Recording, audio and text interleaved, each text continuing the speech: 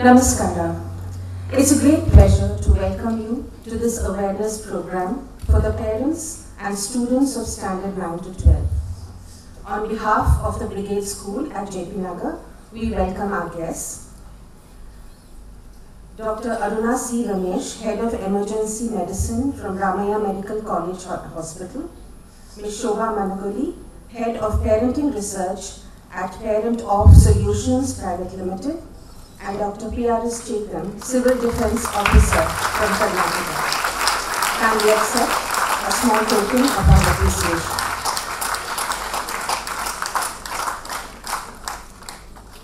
A warm welcome to the dignitaries from the Brigade Foundation. Welcome parents, teachers and students.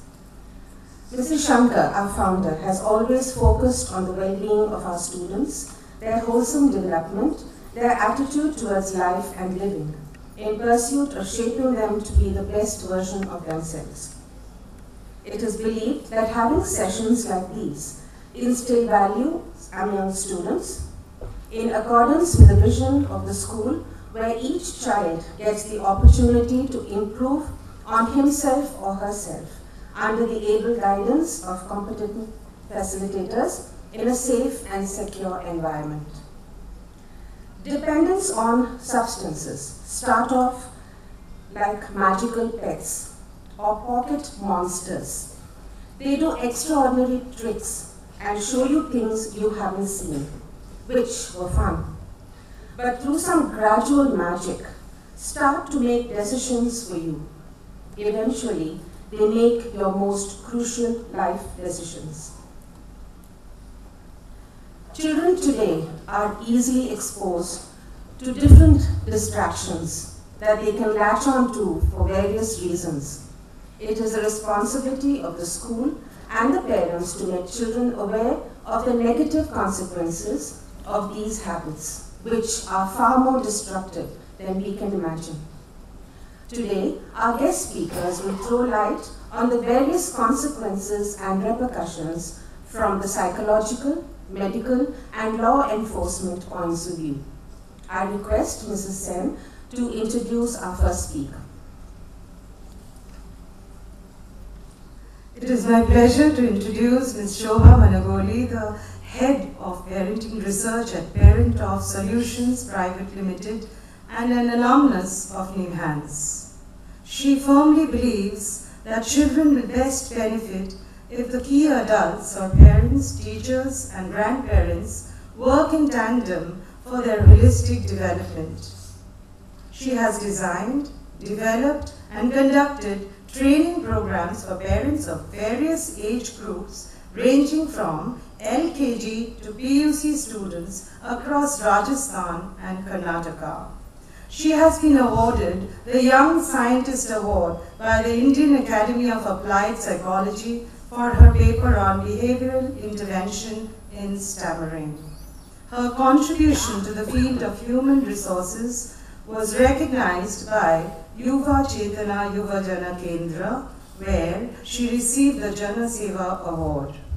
We are certain that we shall learn a lot from her.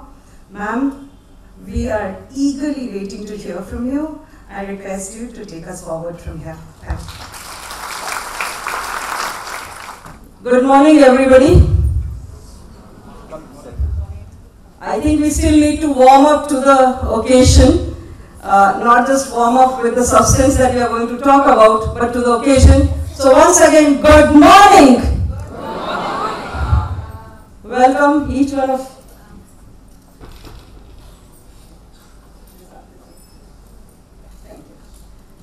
So welcome to this program. I think it's a very amazing initiative, I would say, taken by the school on a topic which is considered even otherwise a taboo. And I think it's very important to understand this because when we talk about certain issues that adolescents face, we don't really want to address it, but we want to use what is called as policing to stop it. But that's not necessarily the way that it goes forward. So this is a very brief introduction of what I'm going to talk. These are some of the questions that I'm going to answer in the given time that I have.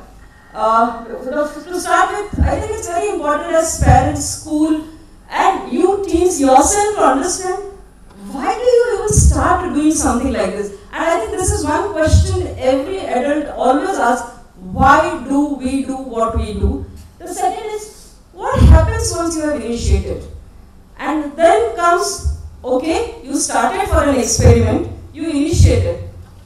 Now you know it's not good, but why are you still maintaining it? Like, what is it that keeps you going on to it? And finally, what is the role of the school and what is the role of each one of you in this whole process? So this is exactly where we are going to speak about. Now let's understand why is it that you start doing something that you are doing. Now the first thing, especially as far as e-cigarettes or vaping is concerned, it is very clear that marketing tactics have played a huge role in this process. Their persuasive methods have been very, very effective and have definitely influenced the young minds. And actually at each point, if any one of you would like to know, I have questions for each of the team, each one of you, the students who are the future generation, one question.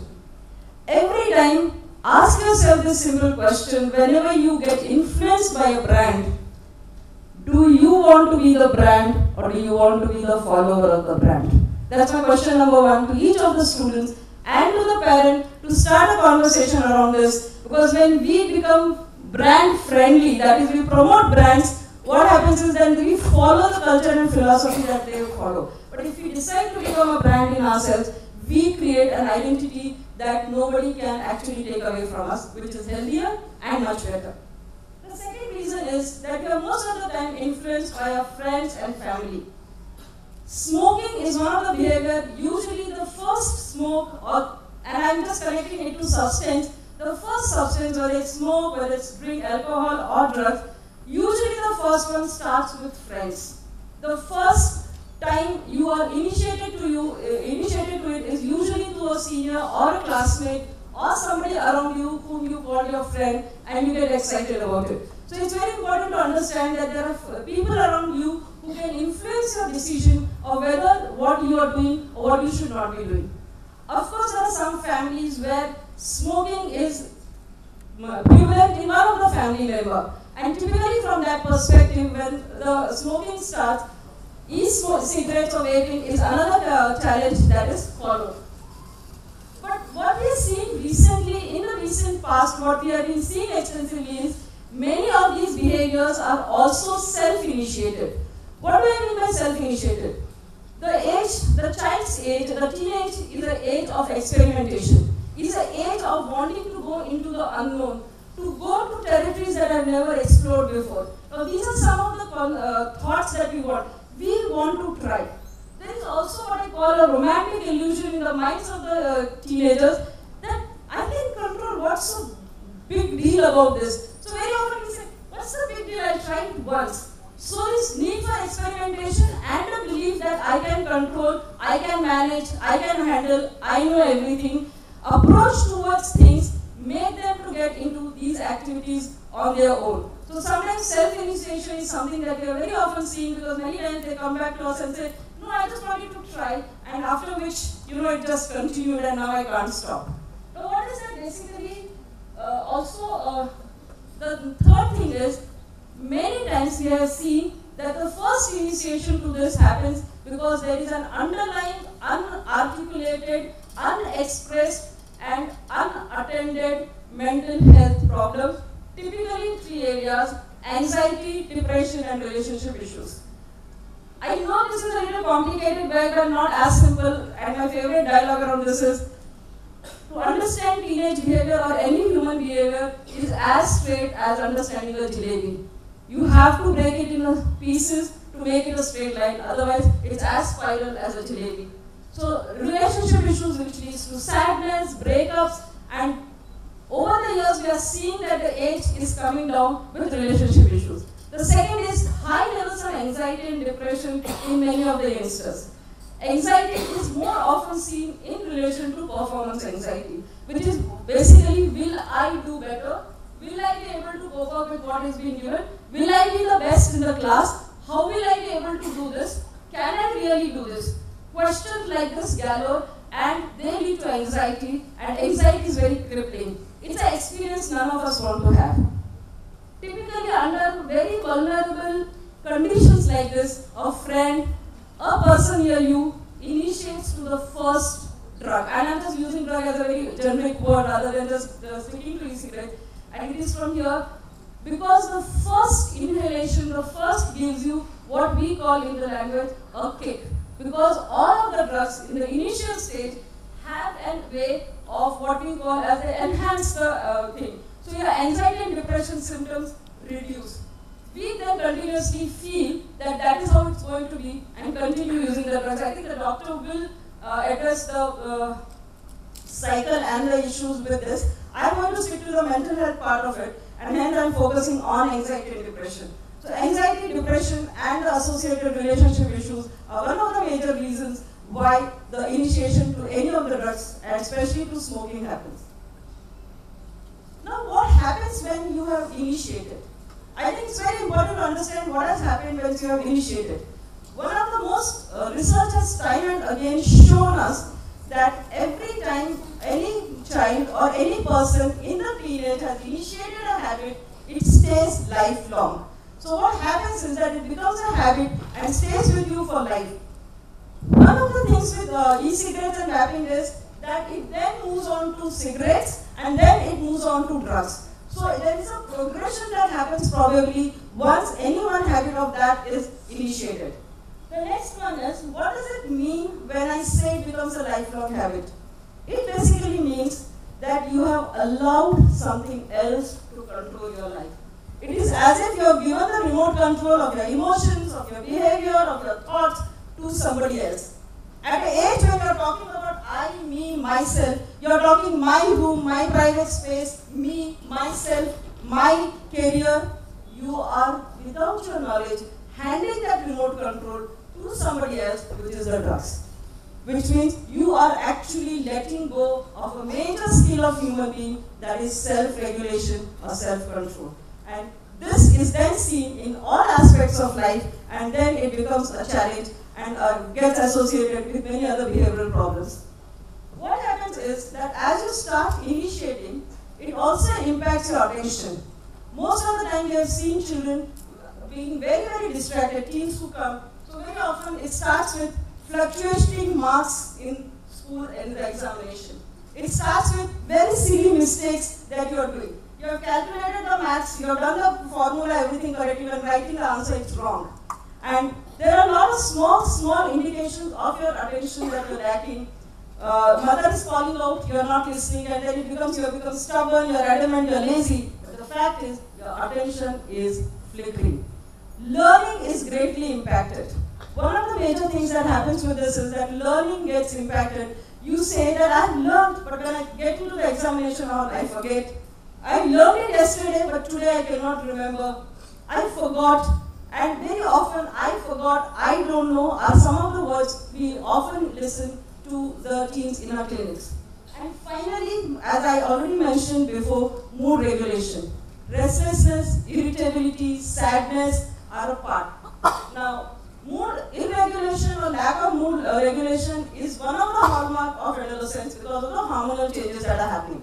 So it is very important to understand that there is a difference in the mood regulation that happens because of the hormonal changes, because with the hormonal changes you see a physical development happening in the child, a change in the teenager's physical thing, and it is very short-lived, and then it kind of settles down and the teen comes back and either apologizes for a wrong behavior or says, I don't know why this is happening to me.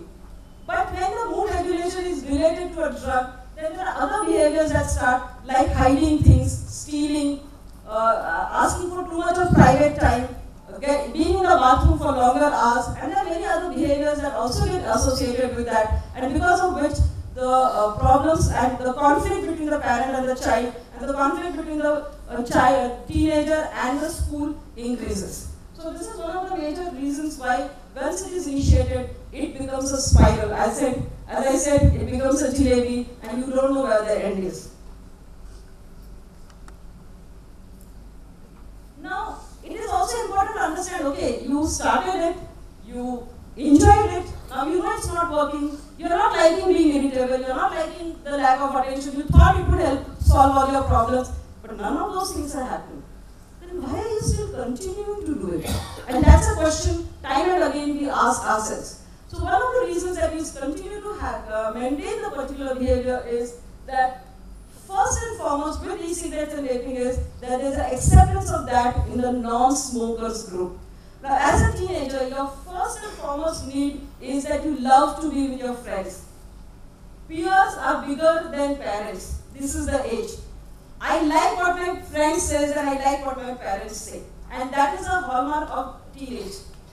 During that period, you want everybody to be your friend, and e-cigarette has provided a platform where you can even be with non-smokers. Otherwise, initially it was, oh, that person smokes, I don't want to be with them. And non-smokers would kind of delineate themselves from the smokers. So now, this has become a greater reason for you to maintain the behavior.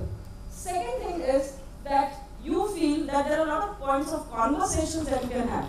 So what essentially I'm trying to say is that social acceptance or being accepted in the society becomes and when I say society, I'm not talking about family members, I'm not talking about the extended family, the school groups, I'm talking about the friends group, the seniors, the juniors, the people near your houses, online friends group, so many friend groups and communities that you're part of. To be part of that social acceptance, you actually continue to maintain the behavior. So basically we say that every time something new comes up, just to be part of that something new, we continue to do the same. Second is, one of the major things that brands and today's world has done is customization. From the screensaver to the covers of a screen to everything around us, we want customization, including probably the idli and the dosa that we want to eat, and hence we have 108 varieties of idli, whereas idli and dosa, whereas initially we just had masala dosa, plain dosa, and set dosa. So customization seems to have become the norm and not an exception. Now when customization takes its level one notch up, then this is what is the outcome. Because now you know that with e-cigarettes, you have a freedom to coil and you have a freedom to customize to your likes. It is like we saying the chicoria and the coffee, the combination and the proportion we want for my taste, e-cigarettes give you that benefit. And hence the behavior gets maintained because the need for experimentation is high, the opportunity to experiment is very, very high. The second important thing is that it becomes a behavioral substitution. What I mean by behavioral substitution is that we start getting into the thinking that if I don't take it, I can't do anything.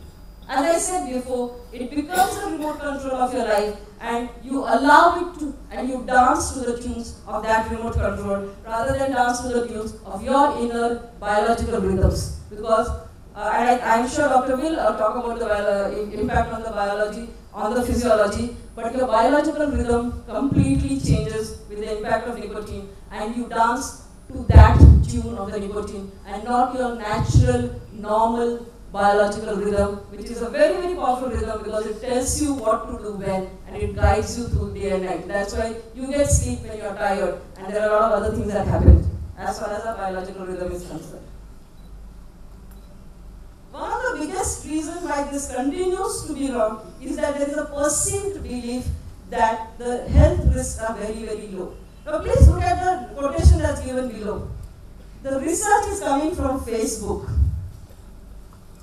You all are high critical thinkers. I have a great respect for the kind of thinking the young generations bring, the kind of questions the young generation, and I think the teachers would agree with me, and especially when you're studying in child-centric pedagogies are being used, your ability and your freedom to question is very, very high. So when you question, you get the answer. But the problem with Google and Facebook is, whichever way you ask the answer, it will always say yes. If you ask, and including chat GPT, if you ask, is e-cigarette or is e-cigarette or vaping good, it will give you why it is good. If you ask, is it not good, it will tell you why it is not good. So which is the one will you believe? It is not customized for your understanding. It doesn't ask you questions like a professional would ask about your health, about your lifestyle, about what you are doing, how many times you are doing, but it will give you an answer which is very generic, but then you believe that is the truth, because Facebook cannot lie, Google cannot lie, ChatGPT gives the right answers, right? And that's what we believe. And it is this belief and perception that leads to most of them maintaining the behavior. The second thing is, the thinking is also that I really don't have a reason to stop it. Like, why should I even stop it? Like, it's great fun, I'm customizing, I'm experimenting. So that's one of the reasons. Now coming down to what is the role of the school, parents and society at large. And I think this is one of the most important things that we need to kind of really look into. One of the first things, obviously, whenever a new trend starts, we always say, start with awareness. And it is programs like this that bring in the required awareness into the groups. So, first and foremost level is that we have to, but if we have to deal with the nuances and the impact of something as serious as addiction, because e-cigarette or vaping or whatever it is, it lends itself to all the addiction principles that we have studied about addictive behaviors. The crux of that is, it needs to go to skills training. 1994, WHO made it very clear when drug abuse was on its high, that HIV AIDS was high, that it made it very clear the way to go forward and manage the large population of the world is to go through life skills training. 10 life skills trainings have been propounded by WHO with very clearly laid out objectives, with the freedom that each culture, each country can customize it to the needs that it needs. In my research with Parent Off that I have done, across the 5 domains of human behavior, and as child psychologists we study 5 different domains of human behavior, we have found that there are 108 skills that needs to be developed in children. Just for your just fun fact, that if you want to solve some sums of maths, if you want to do maths, you minimum need 20 skills, so your brain uses 20 skills to solve one sum of maths. So the importance of skill training cannot be underestimated, and one of the major things that schools and communities can focus on is skill training. We will come back to, and the skill set needs to be very focused, especially when people ask, like, we cannot say we can do 20 skills, 40 skills. So typically we talk about what are the 4 to 5 top skills. The first skill, irrespective of any addiction, is assertiveness. The ability of you to say no, but most important, the ability of you to stay on that no. Ability to say no is easy. Ability to stay on that no and following up with the behavior is the most difficult, because peer pressure is very, very intense. So if you have to be assertive, it's very important that you're aware of yourself and continuously ask yourself, what makes me do this? Am I doing it because the remote control is in my friend's hand, it's in the hands of the e-cigarette, or am I doing it because I think this is right for me? And every time, one thing about human behavior is, we are rational human beings. Given the choice, we will make rational choices. And we within ourselves have the capacity to create rational choices. So self-awareness is one of the major areas that we need to focus on, followed by self-regulation, which anyway I spoke in the beginning. But most important, critical thinking skills. Because critically thinking, you will be able to evaluate the pros and cons of your behavior, and it is from there that you will be able to take a decision whether you want to continue or you want to discontinue, or even if you want to start for that matter. And finally, coping skills. As I said, attention and anxiety and depression is all-time high, and because of which you need to understand that you will be needing certain coping skills that you need to work on, and that will help you to overcome this. So the school, the community at large, and parents in specific need to provide an environment where these top skills can be nurtured, inculcated, and developed within the teenagers. Second is, we all know that this is the age of experimentation, and hence it's important to provide opportunities for experimentation, especially with the new era coming in. Innovation and design thinking is one of the areas that we have to work. We run a program called Junior MBA at Parent Off, where we have a lot of teenagers and students joining us, and they solve real world problems by creating innovative ideas and ideologies around it, and they create a prototype of that. When we ran this program, we saw that the kind of innovation and design thinking that they brought to the table was unimaginable.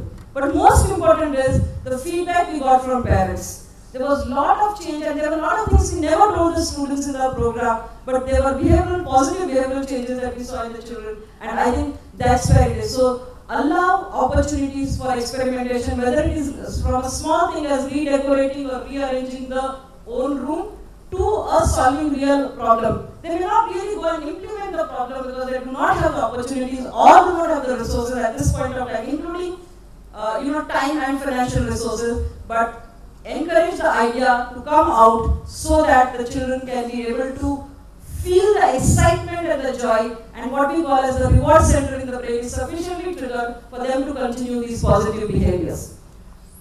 Next thing is that it is very important that there are open conversation, and I think this is one where parents and the teenagers are sitting together to have these open conversations, because open conversation, one of the reasons I would suggest that whenever we are having open conversation on certain debatable, controversial and sensitive issues as vaping, typically a parent's approach and attitude comes from a value system, not neglecting, very valid, required.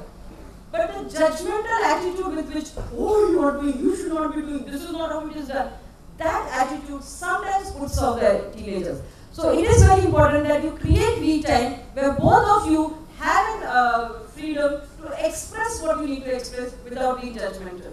And it is in those small pockets of conversation that major transformations happen. Then the teenager listens to the other things where you put down the rules. But most of the teenagers today I see need a space and time for conversation. In fact, one of the very simple techniques that most of the parents that I work with is creating a we time at least thrice a week of going for a walk or going for a tea, coffee and having conversation. It could be anything from your childhood experiences to the child's current experiences to what is happening around. And point of caution, and I think teenagers you all do that, you will agree with me, and I can see some smiles, so I think you do. Teenagers initially test us by giving very solid, controversial things like, I had one teenager who told the mother, I think you will not agree with me, it's fine, but you know what, I am a gay, I am a lesbian. And she was not. And then when I asked her, why would you do something like this, what led to it, because that's what came as a reference. No, I just wanted to have fun, I wanted to see what my mother thinks about it, like, which era is she living in when she gave me that reaction, like, what nonsense is this? Now the whole conversation was not that she was, the whole conversation was to see what you think about it.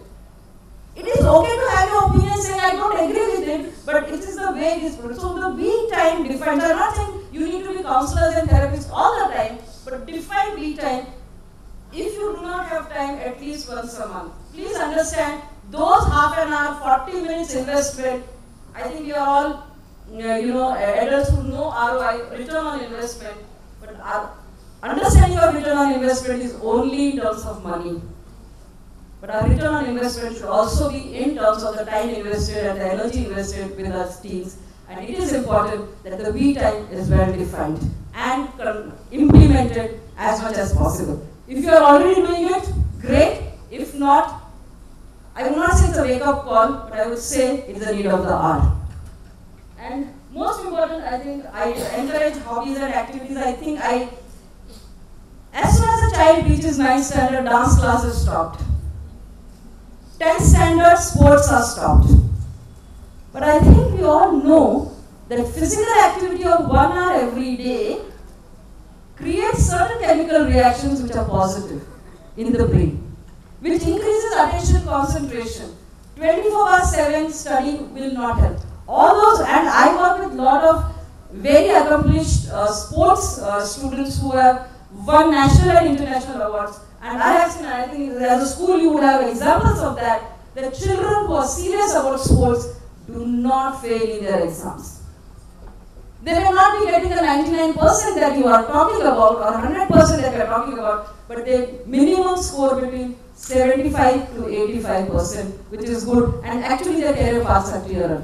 So it is important to understand. I'm not saying tomorrow is the exam and you play today and get so physically tired that you play for 5 hours, you do your fitness routine for 2 hours, and then no. I know all the sports people do stop 2 months or 3 months before the extreme physically exerting activities, but 1 hour per day of physical activity is the need of the hour, especially at teenage, because their energies need a proper channelization. So allow them to be part of the different hobbies and interests, and let them go. And finally, and most importantly, I think it's very important to understand that we have to identify signs of anxiety and depression and seek help. School already has a counseling cell, so I think it's more easier for you to just go and consult and find out what could be done and deal with it. And finally, this note will look like a lecture that your parents are always saying, your teachers are always saying, and I am again saying the same things. But my question to you is, can you choose wisely? Do you want to be the brand yourself, or you want to be the brand follower?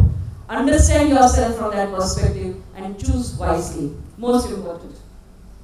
And most important, 2 major things. I think create an environment within yourself, your friend circle, where there is a positive peer pressure rather than a negative peer pressure.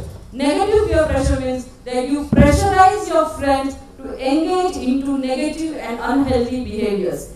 Positive peer pressure means that you engage with your peers to engage into positive, healthy behaviors, like completion of homework, working together on projects in a collaborative manner, respecting each other. So many other behaviors that you could look into as positive peer pressure that could be built. And most important, by default, if any of your friend has started and has an intent to quit, but finds it difficult to quit, friend support is the most important at this age, and be the supportive friend that you can be to your friends so that they can quit. And that's a very sincere recommendation as a mental health professional, because many times the trigger to say is, none of my friends are talking, I better take this and be in an intoxicated state. And that's one of the statements that I've heard from quite a few of the teenagers. So a very sincere request, if your friend is trying to quit, help. If you don't know, ask. But most importantly, if you can't do anything, don't blame, don't comment, and at least don't make judgmental remarks around them. So with this, thank you very much for giving me an opportunity to talk, giving me an opportunity to share my thoughts on this, and thank you for your patience listening.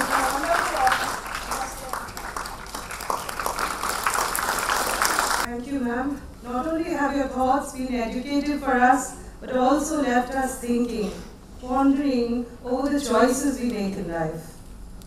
It's indeed my delight to introduce Dr. Aruna Ramesh, our next speaker, the head of Emergency Medicine, Ramaya Medical College and Hospital. Dr. Aruna has been involved with Jiva Raksha since its inception and has helped in saving lives and assuring care to the ailing and injured for years. She is passionate about training trainers and teaching doctors how to cater to trauma patients. She is a member of the State Advisory Committee Disaster Management Bangalore, an honorary faculty member at UIC Chicago, and also an honorary commanding officer, Casualty Services, Civil Defense, Bangalore. Ma'am, we are extremely fortunate to have you here. I request you to kindly address the gathering.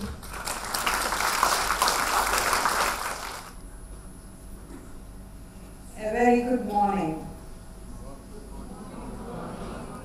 to the teachers, parents, and students, to all the dignitaries of the dais. We in the emergency department make a statement saying children are not young adults. And that's the way actually we need to treat them. And I think that's the way most parents perceive. But the perception of children might be different. For parents, children are going to remain children till they die. That is the parents' die. But for the children, they want to be treated like adults at a very early age. So this is one concept we need to understand, and the children need to understand their parents' mind. I bring greetings from Ramaya Medical College and Hospitals. We do conduct induction program for children who are looking forward to going into the medical field, and also to learn about the various aspects that are available to enter into the various branches of medical field. So can we play the video? At this point of time, I want to request everybody to stand up to pay our respects to all the personnel who were lost in this ghastly accident that took place recently, of which the Civil Defense Services was involved in the rescue activity.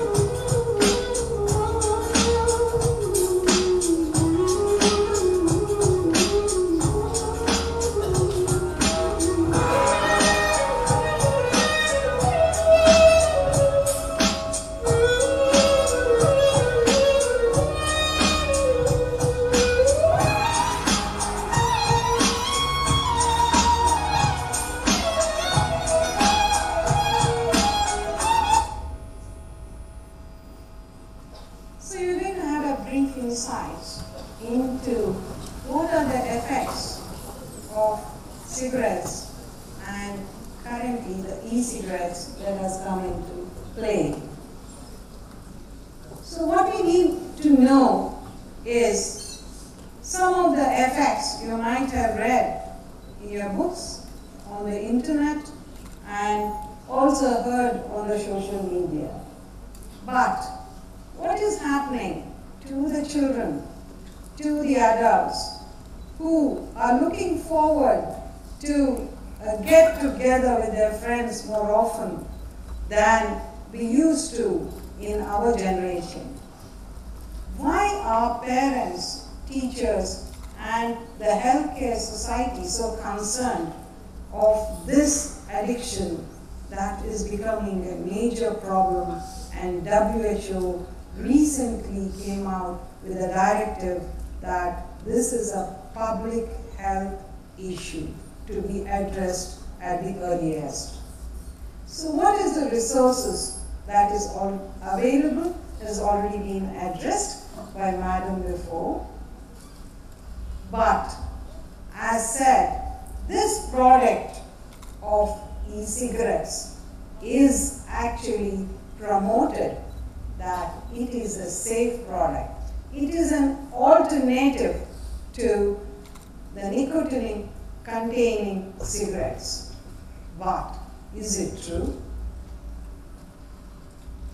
What studies have shown is that teenagers get addicted before 18 years, start to smoke before they are 18 years of age, and they get addicted by the time they reach 24 years of age. So this is a major concern, which once the addiction is there, it takes a lot of effort to actually give up this practice. There are so many forces, environmental pressures that are hitting you from all sides to actually ensure that you continue doing the habit or continue doing what you were doing as an addiction. So here is what we need to put a break to, and how we do it depends on you and me, and we need to do it together. Vaping. This was something new that has come in. We were wondering why the heart diseases are hitting at an earlier age, why strokes are occurring at so early age. Just 2 days back, 21-year-old came in with lateralizing symptoms, and it was a stroke. And in the last 2 to 3 years, we have seen that there is 1 or 2 broad death patients who die of sudden cardiac arrest in the age group of 25 to 80 years. Now this has become a major concern for us. Are we missing out something? Is there something that is happening? So we need to do something about it. So what actually does this,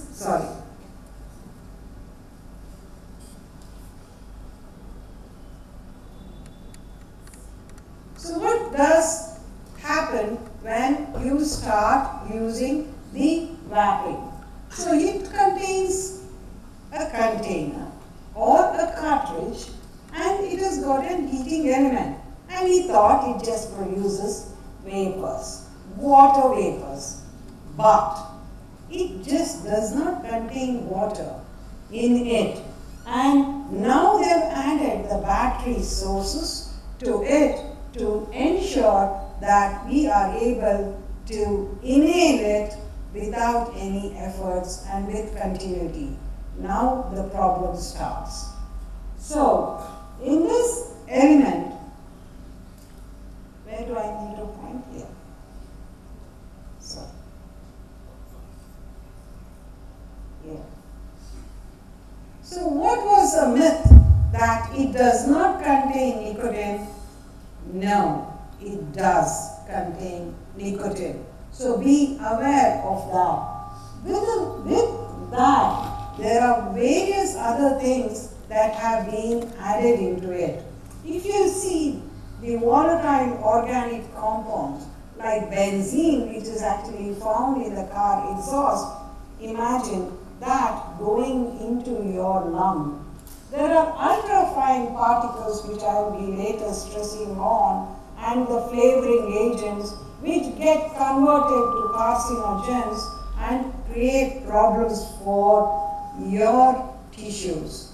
The vanilla flavor, which we love so much, the citrus flavor, the cinnamon, all these flavors are causing the addiction. But once they combine with that polypropylene glycol, it turns into acetals.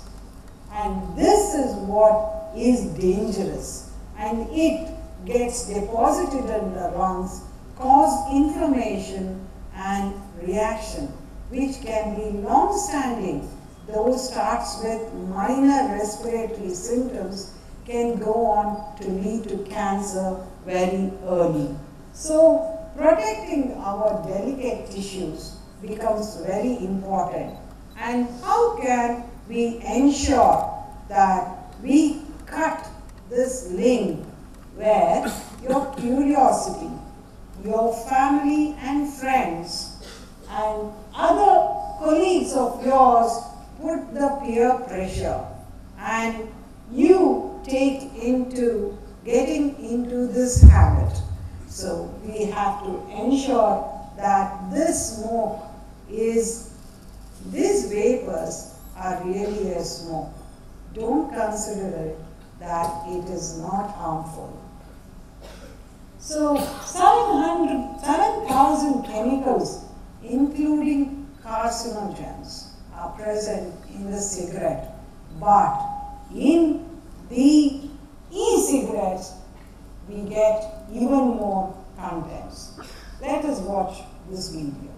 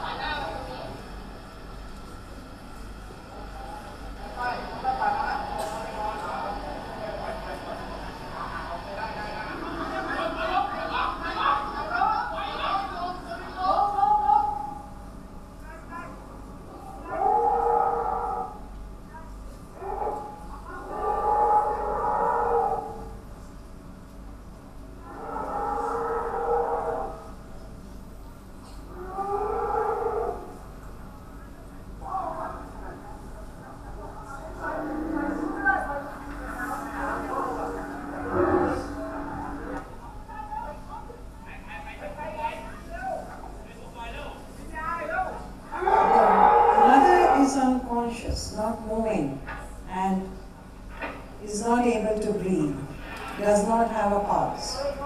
So we start CPR.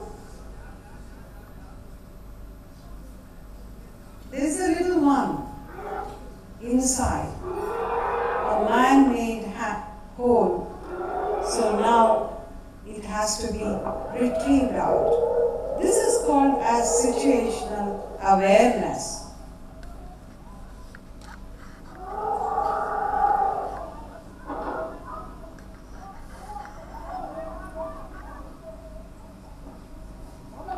So when one person gets into difficulty, there is going to be lots of hands around you to help you out. It is only for you to take that help and to ensure that you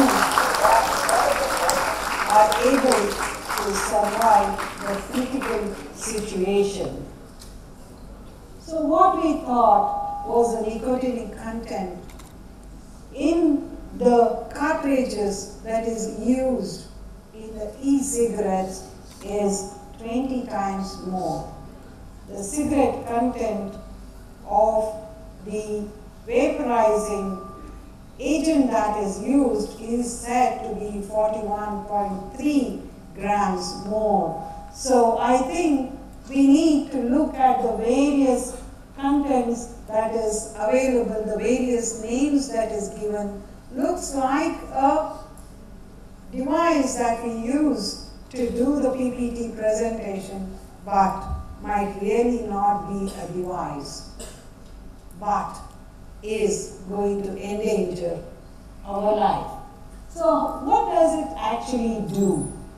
The cigarette light delivers nicotine. It also has got other chargeable versions of the devices where you can get it recharged. It carries a refillable e-liquid where various, more than 15,000 different flavors are available, and you can control how much you inhale and exhale. And larger sizes are also available, but each of these chemicals get converted. These USB devices are not what we think they are, and our children carrying it is not something that's going to be safe. So how do we protect them? These flavored agents, as I said, this glycerin and glycol, are definitely harmful. They get converted to acetal and they cause problems on your lung. And these essential oils that we think are also getting converted. So we have to ensure that we stop this flavoring agent and eat the naturally existing substances. So when we think that thick clouds come and we take the vapor, there is no smoke, but this is even more dangerous than the normal nicotinic cigarette smoke. So it hits the throat first and then goes down to the lung.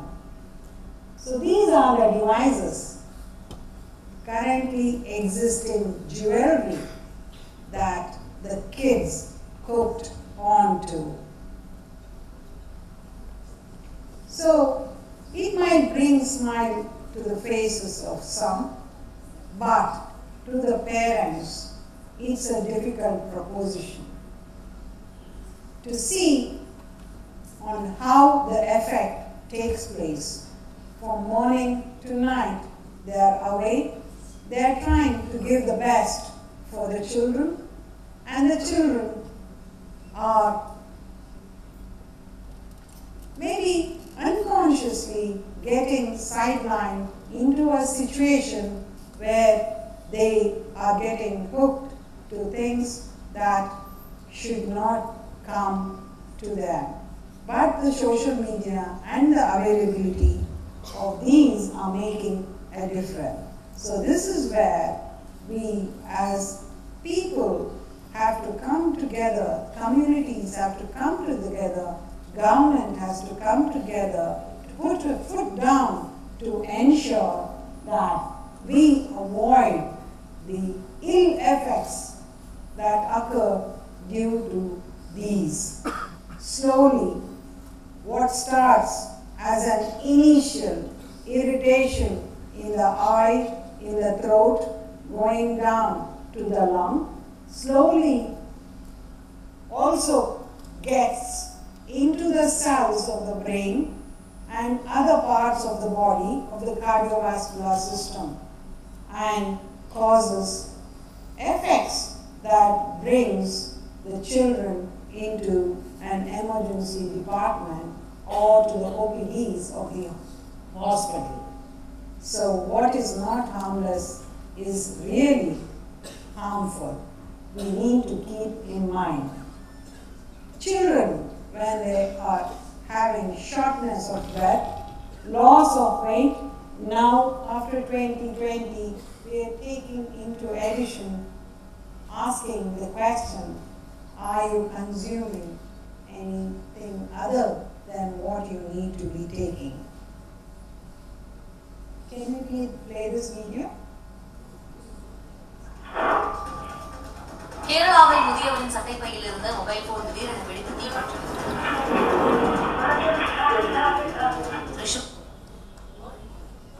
So, everything is flammable.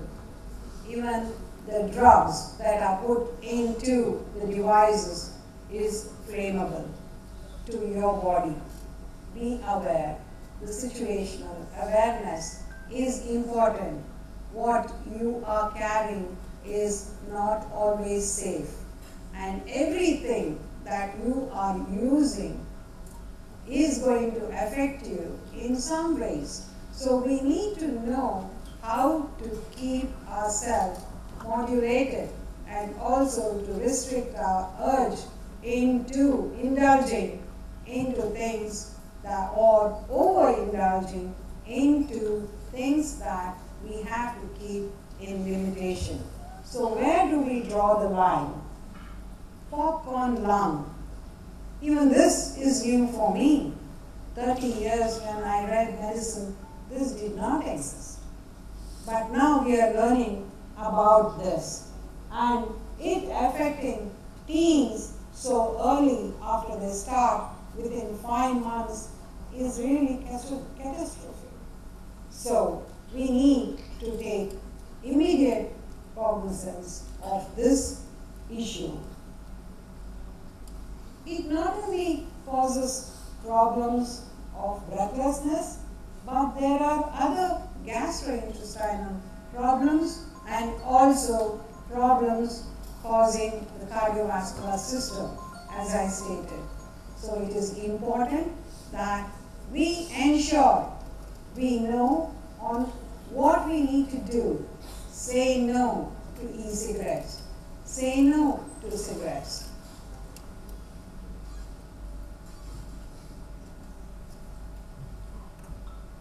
Can you play the video, please?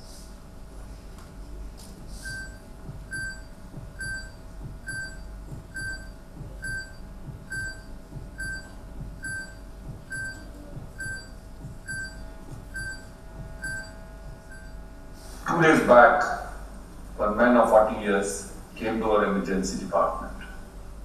After the ECG was done, he was found to be frankly having a cardiac arrest issue, and he arrested. And he was gone in no time. Why did this happen? Simply because he did not think that he would have a cardiac issue. This happens almost every day, every moment in some part of our country. We need to do something about it. I think when we started the Heart Rescue India, I think our issues were how do we actually mitigate this particular problem. We have come a long way off. My team under Dr. Aruna and her team have ensured that we had the community awareness. We ensured that most of our hospitals who actually worked with us together really did a great job in getting the community to understand the need of preventive cardiology. As you all know, we have taught you about the warning signs of a heart attack. But the saddest part about someone having a heart attack is they can also have what we call as sudden cardiac arrest. Everyone knows sudden cardiac arrest? Yes, we have taught you about it. So sudden cardiac arrest alli obradu heart heart kelsa madade obrige heart attack agalla heart nittogo chances irutte. So we will teach you what you need to do when you see someone with a sudden cardiac arrest. Are you ready to learn? Yes. Okay.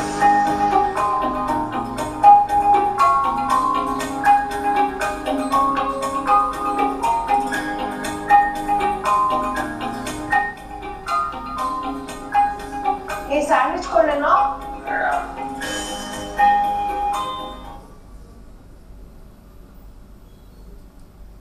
ಅರೆ ಮನೆಗೆ ಇಷ್ಟು ಬೇಗ ಬಂದಿದ್ದೀರಾ?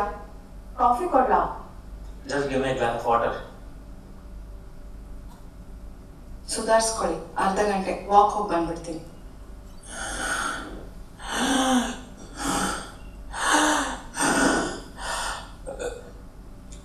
Rohan, come fast, man.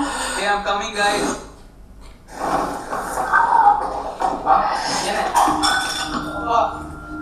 ಏನಾಯ್ತಪ್ಪ ನಿಮ್ಗೆ?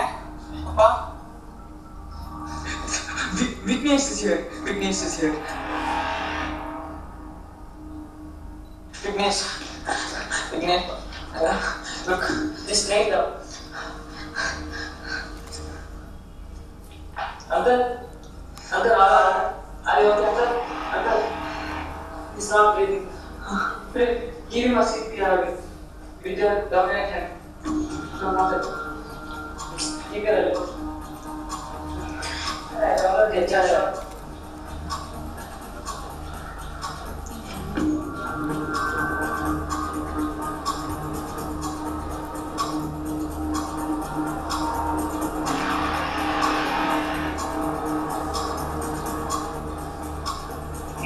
You first calm down.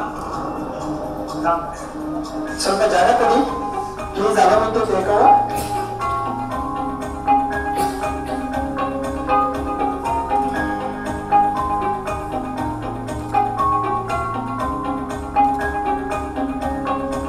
Do not touch patient. Analyzing heart rhythm. Do not touch patient. Shock advised. Charging. Press flashing button. Shock delivered. It is safe to touch patient. Start CPR.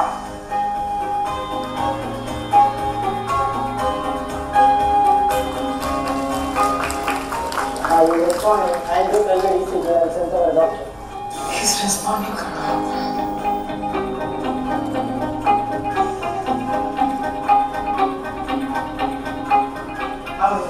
Aspirin allergy ಇದೆಯಾ? ಹಾಗೇನಿಲ್ಲ. ಯಾವ್ದಾದ್ರು medication ತಗೋತಿದ್ದಾರೆ ಈಗ? ಇಲ್ಲ. So ಅಸ್ಪಿನ್ ಕೊಡ್ಬೋದಾ? ಕೊಡ್ಬೋದು.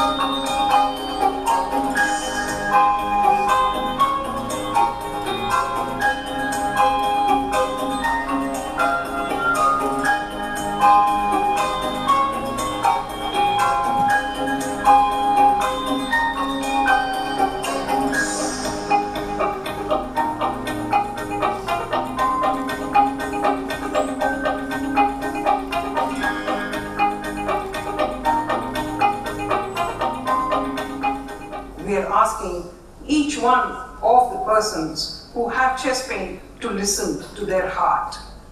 If you have lightheadedness, if you have inability to speak, or if you are finding it an increased sweating, if you have shortness of breath, if you have tightness in your chest or chest pain extending to your neck, jaws, arm or back, and if you have any gastric symptoms like gastritis, nausea, vomiting, call the toll-free number or the 108 so that a person who is dispatched reaches your house and is able to do an ECG.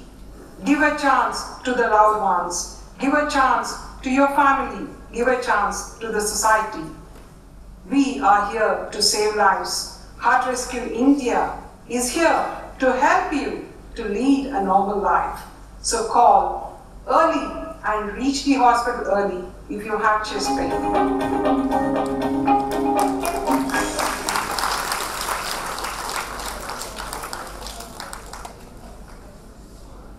So children, your heart is strong. It's a good machine. It has got both electrical activity and mechanical activity. And you need them to work together to have a cardiac output.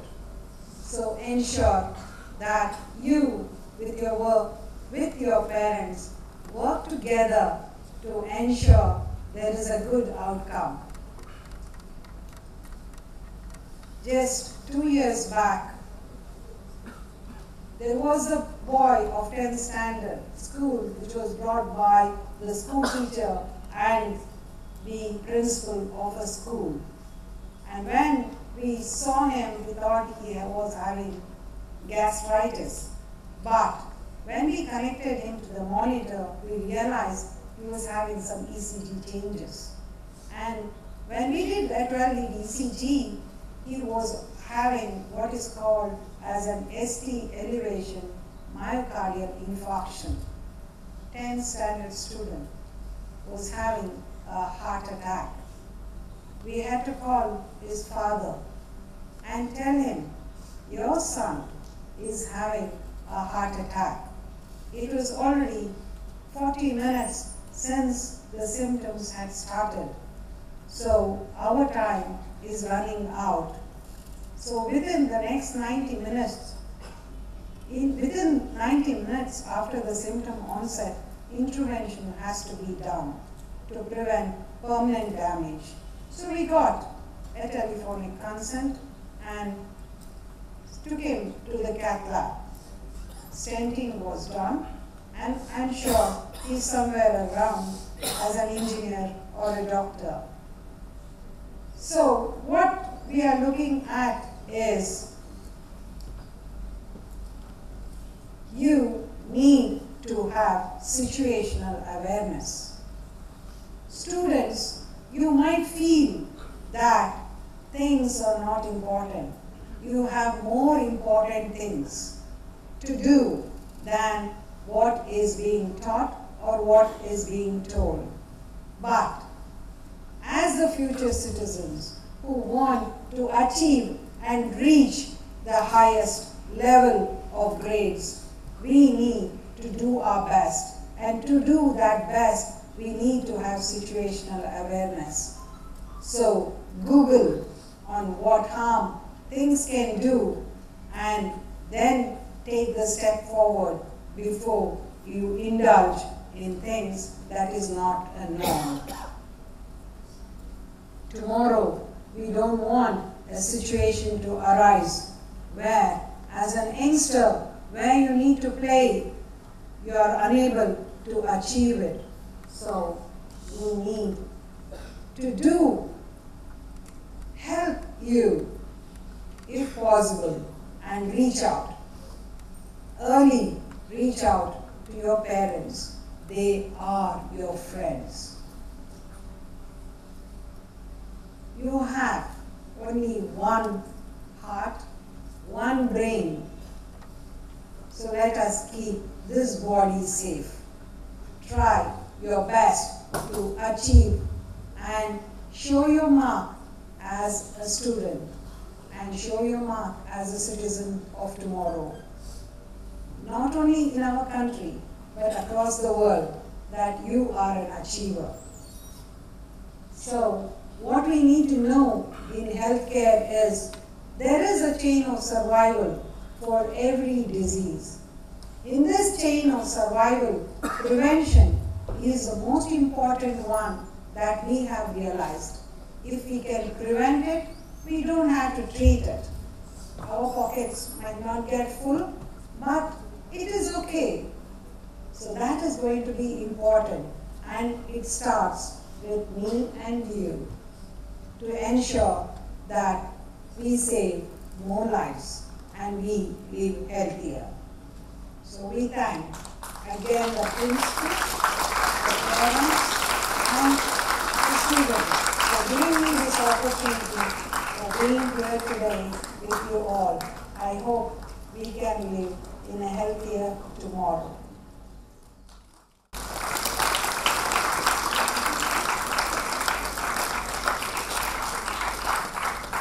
Thank you, ma'am.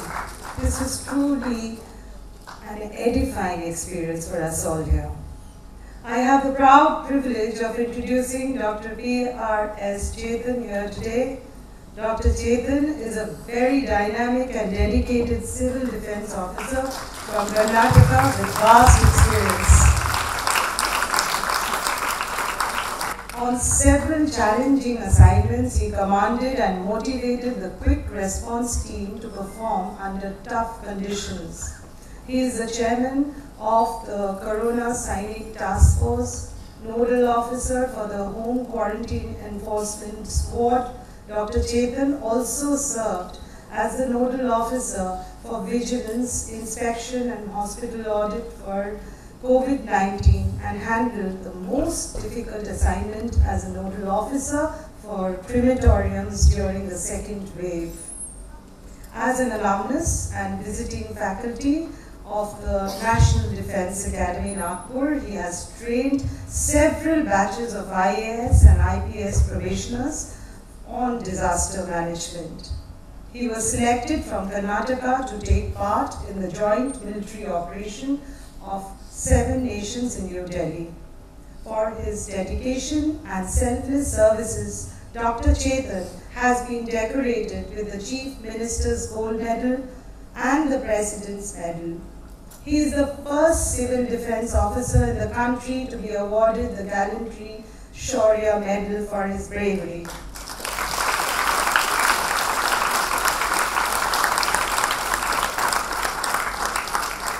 He is an inspiring speaker, and there is a lot to look forward from his talk. I sincerely request Dr. Chetan to take us forward from here. Thank you, sir. Hey, good morning. I was just checking the mic and the manners, and I know that both works. May I know how many parents are there in the audience? Can I raise your hands? Wow. Great. It looks like the parents are more concerned and students are chilled out and they're just sitting and watching the fun. Let me make it very clear before I start. This session is not for the students of brigade, because I know very well you don't indulge in any of this, but we are giving you just an awareness to train your friends. Thank you. I want you to know that the management of the school, your well-wishers, your parents, and we as law enforcers, we trust you and we know you will not go wrong. It's for you to keep up this trust as I go forward. Thanks to the school management, the principal, the head of the institution, Mrs. Geeta Menon, Karthik, Mrs. Karthik, Sangeeta Karthik, Stella Patsarthi, and the entire team, and in absentia to the founder, Mrs. Geeta Shankar, who is an inspiration for all of us. So I'm going to break a few myths. The first myth: somebody who is connected with the police department or from the police cannot speak good English. I'll break that myth. And the myth that the police will come last after all the crime is done. I don't know, that's the order of the day today, even I am the last speaker. And the next myth: e-cigarettes, vaping is the coolest thing to do. It's not so. I'll break that myth. And the myth that you can hide that e-cigarettes and you can smoke and nobody can catch you, because some of you should be doing it for quite some time and you will be testing where the Bangalore City Police, why they are not catching up with me. Please, I want you to remember, having been in the department for almost 2.5 decades, I have seen umpteen number of cases. I'll discuss about that in my future slides. Police will give you a long rope. It's not that we don't know something is happening wrong. We give you a long rope because it involves your career, it involves your future, it involves your parents' dignity. That's the reason police give you a little longer rope, but if you try to misuse, you will be in trouble. Don't think that I'm going to scare you. Thanks to both the speakers, Madam Shobha and Dr. Aruna, they conveyed you what is the ill effects of all this. I know Dr. Aruna for a very long time. The reason I introduced her to the Brigade School is for two things. I know for sure she is very passionate about training people and the young generation. It will help the students of Brigade to learn more skills. I'm sure Dr. Aruna will help them. Thank you, Dr. Aruna, for that wonderful talk, and Madam Shobha for that very enlightening, speech. So let me go on. Are you aware that all these things what the previous two speakers were speaking is banned in India? There is an act that these products are banned. But how is it available? This is again the good work of our neighbors. I don't even want to name them who are bordering to India. Two countries, both of them want to ensure that the future of this nation is affected in some way or the other. I'll give you an example. India is the youngest nation in the world. 67% of our population are below 35. So we are going to grow stronger and stronger, but how to affect them? These are the ways. So illegally they manufacture this in China. Or did I name the country? So they illegally manufacture this, send it across to India, clandestinely, it's available everywhere. But some of the children, I don't want you to take this awareness session in the other way around. For some of you who don't even know what is vapes and e-cigarettes, probably you got more information today. I'm just worried about that. I know for sure, I was looking at all the parents, why are you explaining this? My God. I could see their expressions, though they did not talk about it. But don't worry, we are discussing everything because it's an open forum to discuss things. So let me go on. So first and foremost, make it very clear, keep this in your mind. E-cigarettes, vapes, all these are bad. Anybody possessing, storing, selling, or just having it for fun, you can be arrested. I'll come back to those legal provisions a little later. Let's go on. So the first one, you are the future of the nation, my dear young achievers. I want your names in newspapers. I want your names all over the world, global media talking about you as achievers in your chosen field. I don't want your names to appear in the newspapers as being arrested for abuse of substance. I'm making it very clear. I don't want your names to be appearing for those reasons. I know very well the efforts of the parents. Their concerns, being a working day, still so many of them are present. Can we have a round of applause to all the parents who are around? Thank you.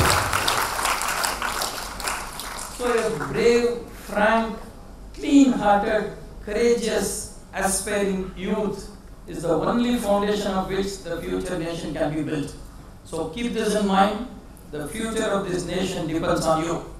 I still remember, I have various fortunes in my life, having worked with the topmost people in the country. One of the biggest fortunes, for close to 5 years, I stood 4 to 5 feet away from a gentleman who inspired the entire nation. As a special officer, I used to attend all the programs of our past illustrious President Dr. Abdul Kalam, and thank you. And I remember one very particular thing he used to remind me. See, up to 7th grade, nobody worries about your education. Right when you are in 8th standard, everybody is focusing on you. How is your studies going on? Let's imagine 8th, 9th, 10th, 11th, 12th, 5 years. Then 4 years of professional course. Of course, learning is lifelong. That means what is it?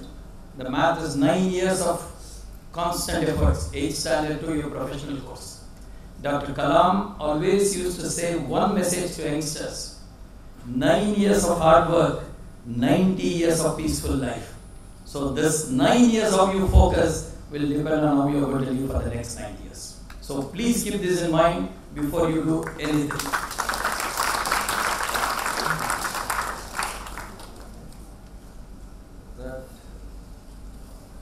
Am I pressing the right one?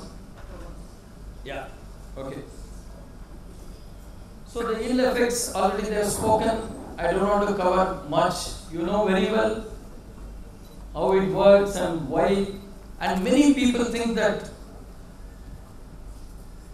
using this are the cool things. Madam spoke about jewelry, the color of the dress, the color of the shoe, the color of the vapes, and the color of the vapor that you are going to blow it out.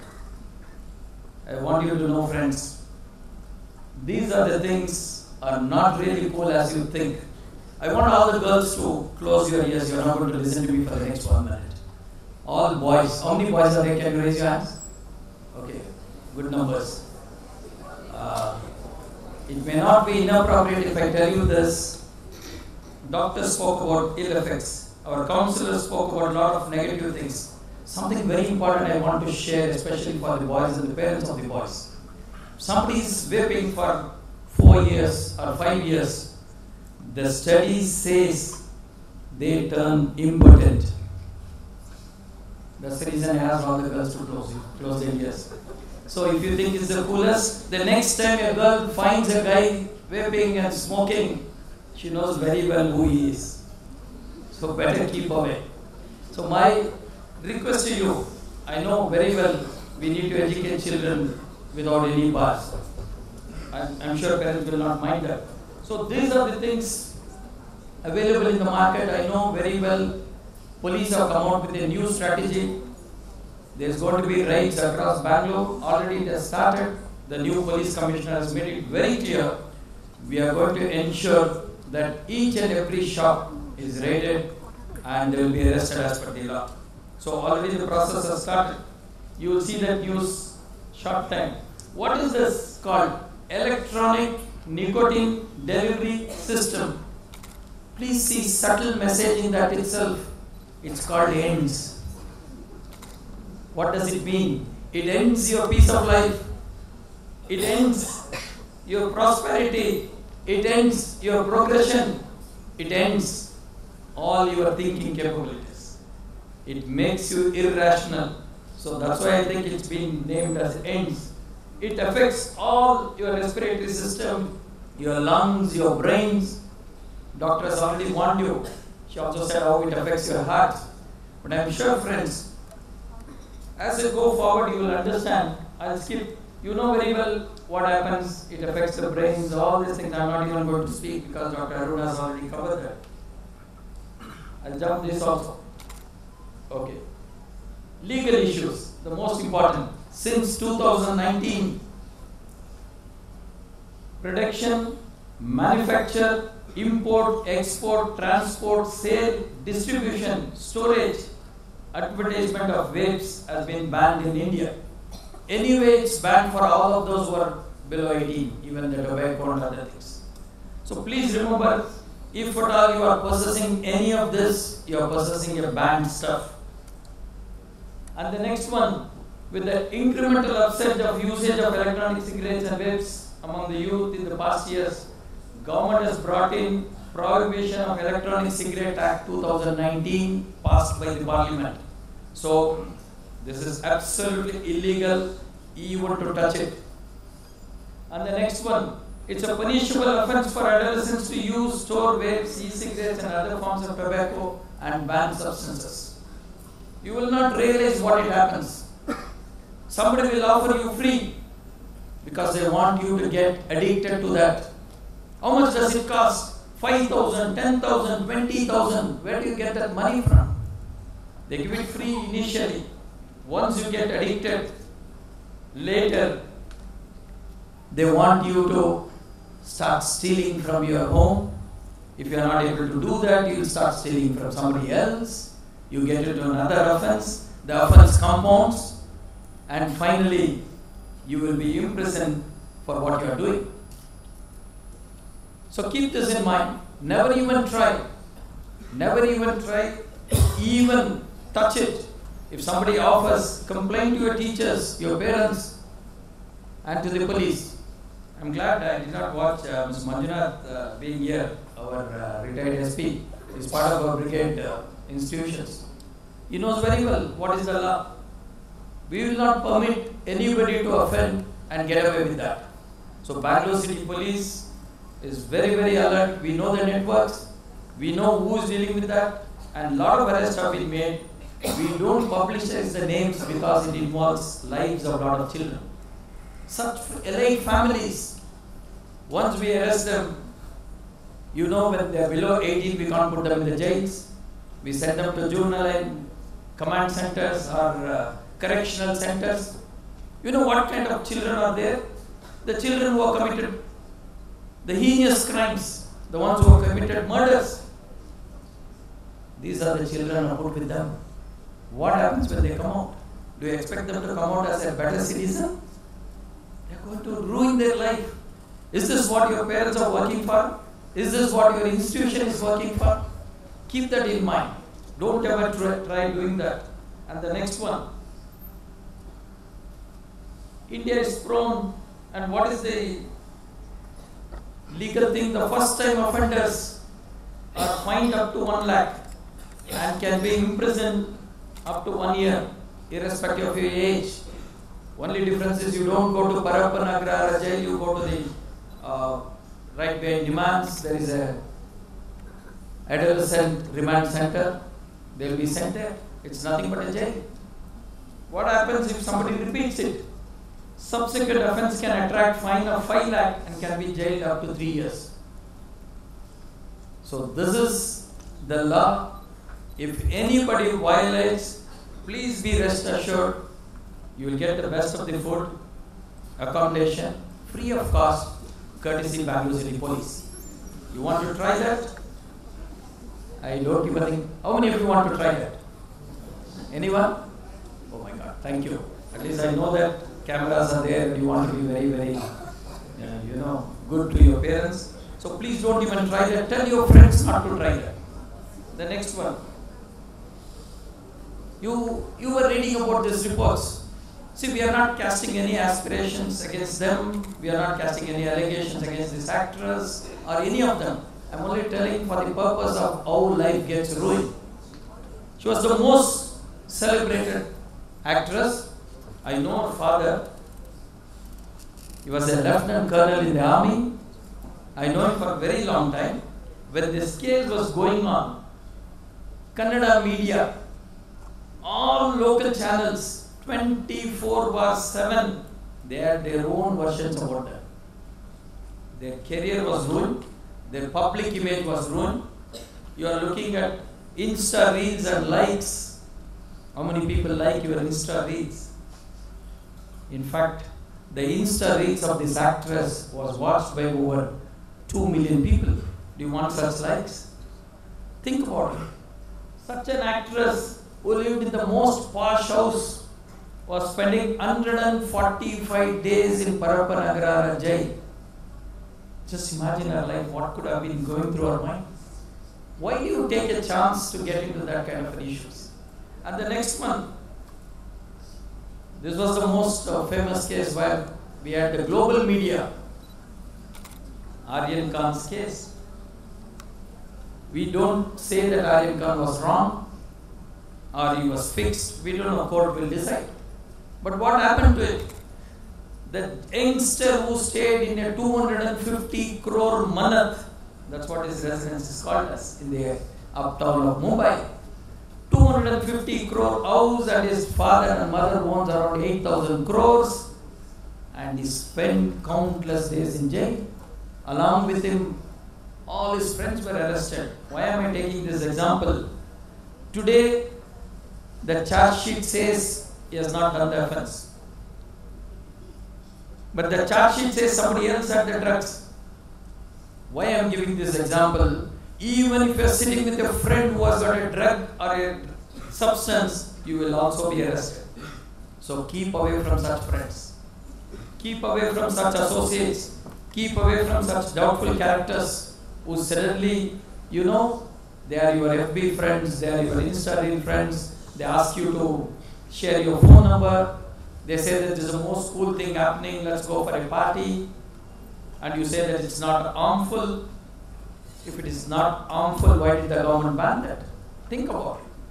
And the next one, both of these actors, they spent 82 days in prison. They underwent a narco-analysis. They went various tests. Media gave their own opinions, their judgments. Their whole life is ruined. Today, who is going to recognize them? Such accomplished actors. Please keep away from such characters, otherwise you are going to be in trouble. You saw this case. Why I am giving this example again? She did not consume drug.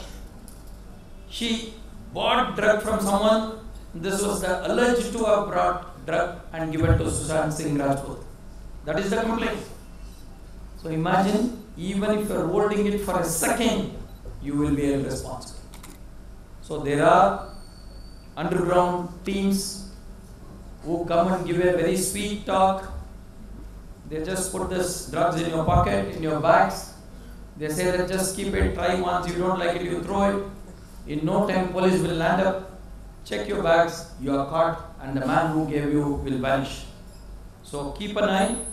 Don't accept anything from unknown sources. Even the parents. Don't accept anything. Even at the airport, somebody will be carrying a child. I remember I was flying Bangalore to Australia along with my Director General of Police to Germany.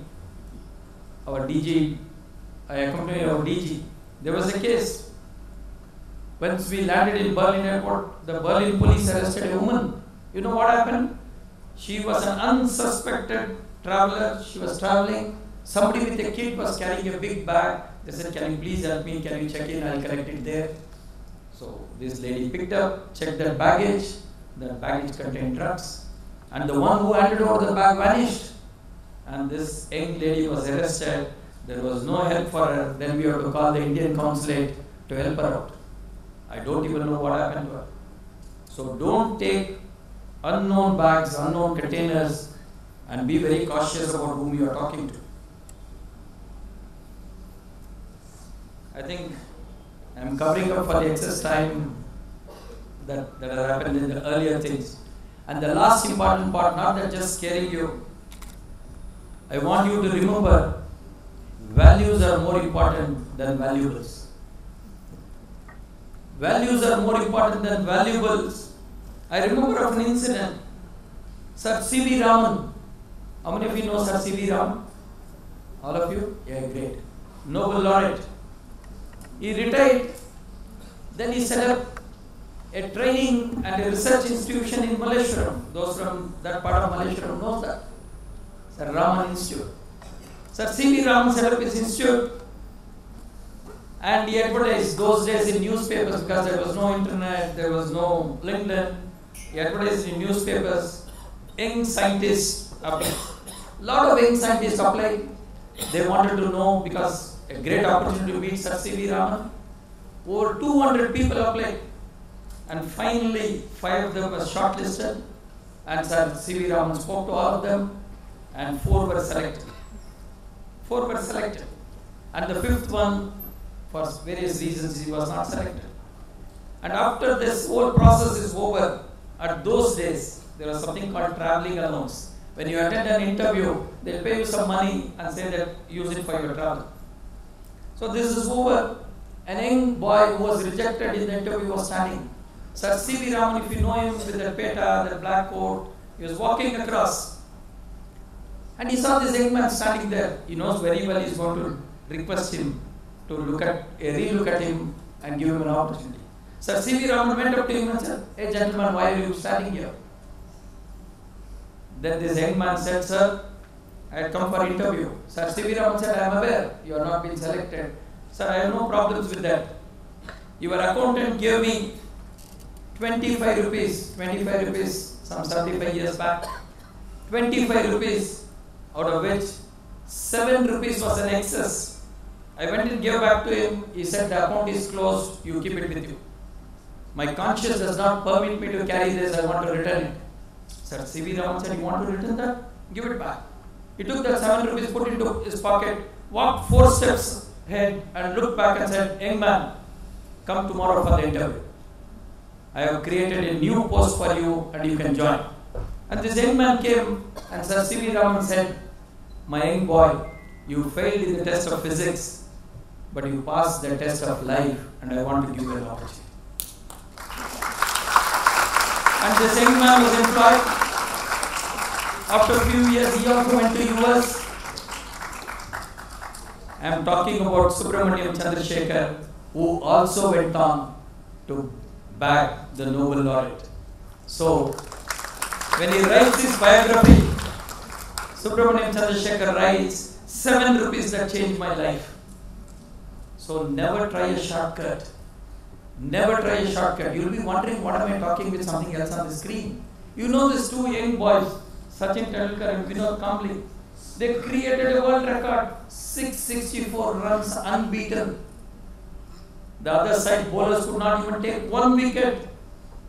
Then the media went and asked his coach Ramakant Achrekar, "Sir, do you think both of them will play for India?" Ramakant Achrekar took some time and said, "Maybe, but I am very sure Vinod Kambli will play first. He has got a good technique. He is a left-hander batsman. He is very fast. He is very strong physically. I am sure he is going to make it first. Maybe later Sachin also will play." I am fast-forwarding the whole story. Now you know Sachin Tendulkar is considered as god of world cricket. He is considered as god of world cricket. Every day morning he goes to the net to practice 300 balls, even on the days when there is no match. Recently I read an article. He goes out to nets even today as an administrator and he plays 300 balls. So that is the commitment. I also read an article. Vinod Kambli had put up in social media that I am looking out for a job, please help me. How many of you heard that? Yeah. And later I also read an article. He was arrested by Mumbai police for domestic violence case. His wife was filing a domestic violence case. He's been using drugs, banned substance. Why? One was behind values and he was practicing, the other was behind valuables. Please remember, values can buy valuables, valuables can never buy values. Keep this in mind. Time will pass. Time will pass. We will all vanish from this world, but you will be there. You will remember the words that any of the speakers speak. That is the reason the school management organizes all this. You will remember that. Keep this in mind. One mistake in life you cannot correct. You fail in your exams, that's okay. But any of those violations, police cases, you can't apply for your passport. You can't travel abroad. The minute you travel, you wanted to apply for visa, the Bangalore City Commissioner will type your name, your father's name, your mother's name, and check under the National Crime Records Bureau records across the country and Nepal. Wherever you have committed a crime, it will appear on the screen and say is booked on so-and-so case. That's enough. Do you think United States will give you a visa for your higher education? Already they have problems, hands full. How many of you read that article? Rishi Sunak, the Prime Minister of England, said, I am banning vapes in England because I also have a daughter of 12 years old. I don't want them to try this. Did you read that article 2 days back? So you won't get your visa, you won't get your job. You may be good in your academics. You will pass out with very good ranks. When you go out for job, the HR manager will send your CV to the police department for a background verification. You don't even know what happens at the back door. So when we do the verification, there we find if you are booked for some case in any part of the country, which HR manager will love to hire you? You will say, better well keep him away. So keep yourself away from all this and study well. These are the 9 years which can change your life. When I go forward in any of the 5 years down the line, 10 years down the line, if I am alive and I am going to speak on any of the forums, I don't want to speak about Sachin Tendulkar. I don't want to speak about any other achiever, but I am confident, please write it down, I am confident these children who are seated in this auditorium will achieve so great, and I will quote their examples and not anybody else. Only because I request you to hold it and give me that opportunity to quote you. Make this school, make your parents proud, make this school proud, make this state and country proud. Day in and day out, you will be asking, what is my qualification to speak to you today? Friends, I just want you to know, hundreds and hundreds of disasters in Karnataka, floods. Go back and see that video of Tungabhadra river rescue. 3 lakh cusecs of water was released from the dam. On the other side of the river, there are 90 Americans and citizens of Japan and UK with their children in a resort. We need to rescue them. Time is running out. Because the American embassy is calling up the PMO's office, Prime Minister's office, saying what is happening in Karnataka. I was in Gadag. I'll just finish it in 5 minutes. I was in Gadag. My Director General of Police, I still remember Shobha Reddy. He sent me a walkie message. You take your team and go to Tungabhadra river. I went there. I checked with the engineers. They said it's very risky. You can't do an operation here. I asked them why. They said this river is infested with highest number of crocodiles, killer rocks. And another old gentleman was standing next to him, said, sir, he told me in Kannada, ee nadiyal biddavaru yaru badaklilla sir. Sattavaru hena kuda siglilla. All that he was trying is whoever has fallen in this river has never come back alive. And even we could not fish his dead bodies. But let me tell you, friends, whatever may be the color of the uniform that we wear, whether I am reporting to the state police or I report to the government of India from where my leave was, any Indian uniformed personnel will not give up so easily. You will fight till the last minute to win. And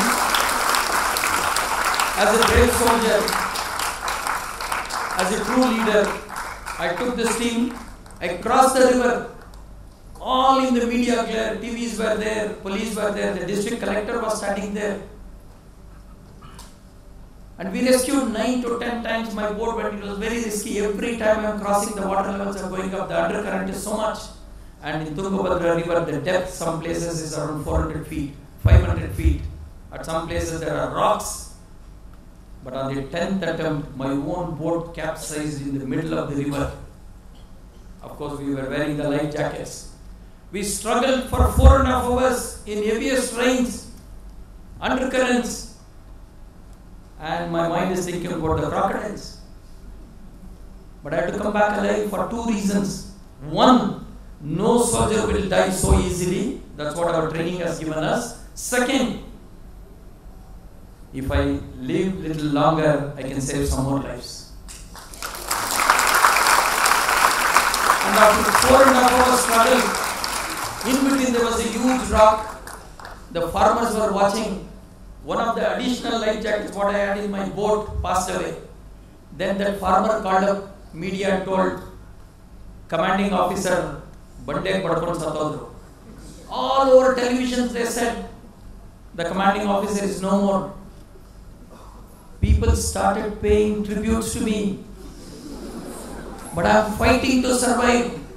At the end of my ordeal of 4.5 hours, every time I try to come back alive, the river pushes me to the middle.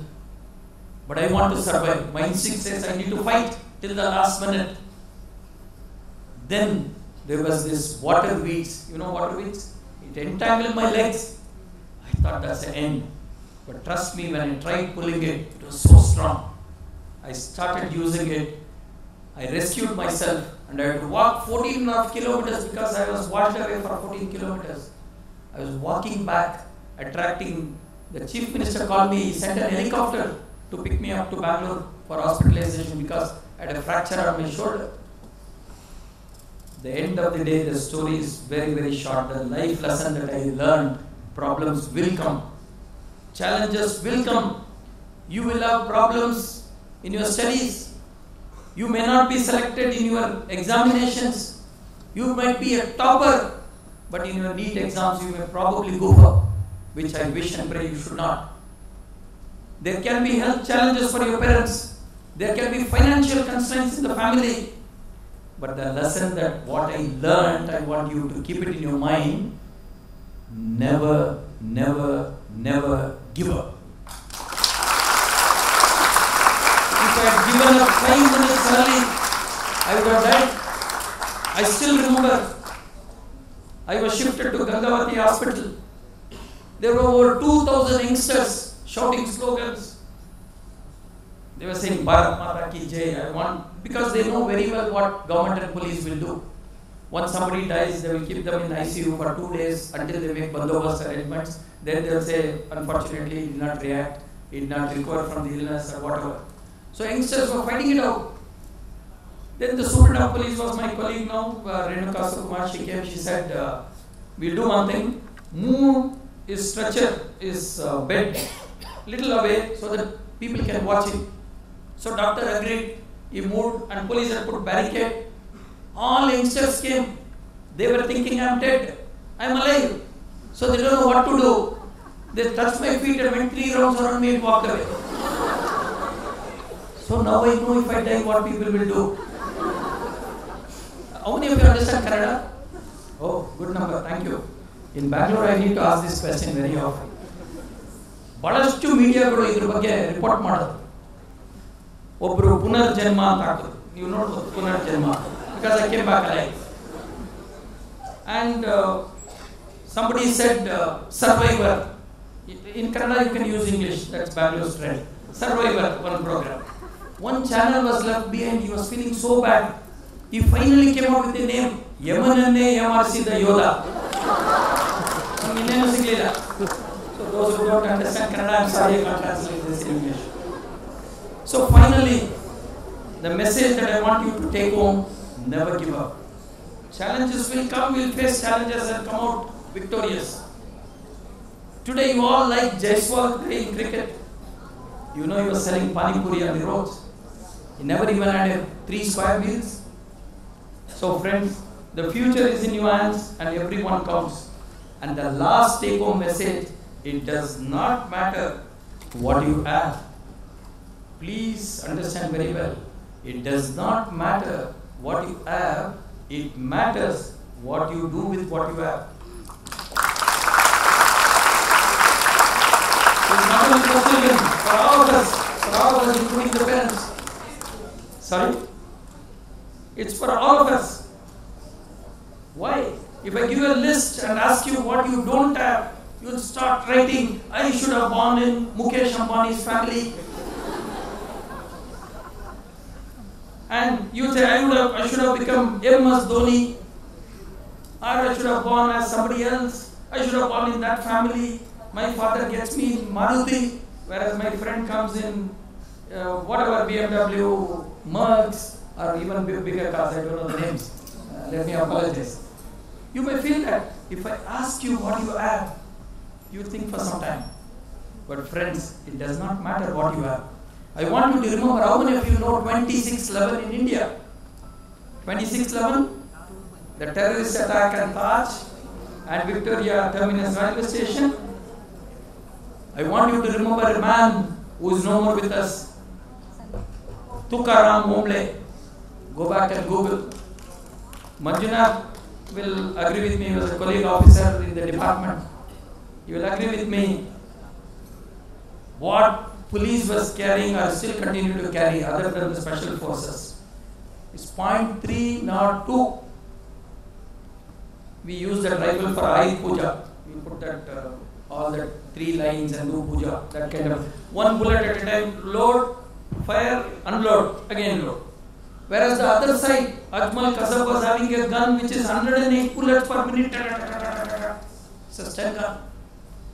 But Tukaram Omble exhibited, it does not matter what he has, it matters what he does with what he has. He went on firing, reloading, firing, reloading. One of the bullets hit the hands of Kasab. That is the only time in the history of the world, in an anti-terror operation, a terrorist was arrested alive.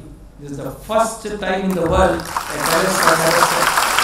Credit goes to the Indian police, Indian military. Because there was also an attachment with 15 Dogra. We did a rescue ops, long story. Probably principal make a note. I can come back as a motivational speaker, I don't know. So, friends, keep this in mind. I gave this example of Tukaram Mumble because it does not matter. If you are scoring 60%, it does not matter what you have. It matters what you do with what you have. Try to improve. If you are scoring 90%, it does not matter what you have. Try to improve. Please keep working. Don't get disturbed by all these things. I know for sure your principal was very kind. Mrs. Stella told me, and Mrs. Geeta Menon was speaking to me. Our school children are too good, sir. I want you to tell them so that they go back and tell their friends who are from different schools. Okay? So please, I know for sure we trust you. I end where I started. We trust you. Your parents trust you. Please remember the day you joined the school. Go back and see the videos. You would have been in your LKG, UKG. All these parents would have carried only your color of your tiffin box or whatever food carrier would have changed. Those days you would have had something Spider-Man and all those bags. Today you will have something else.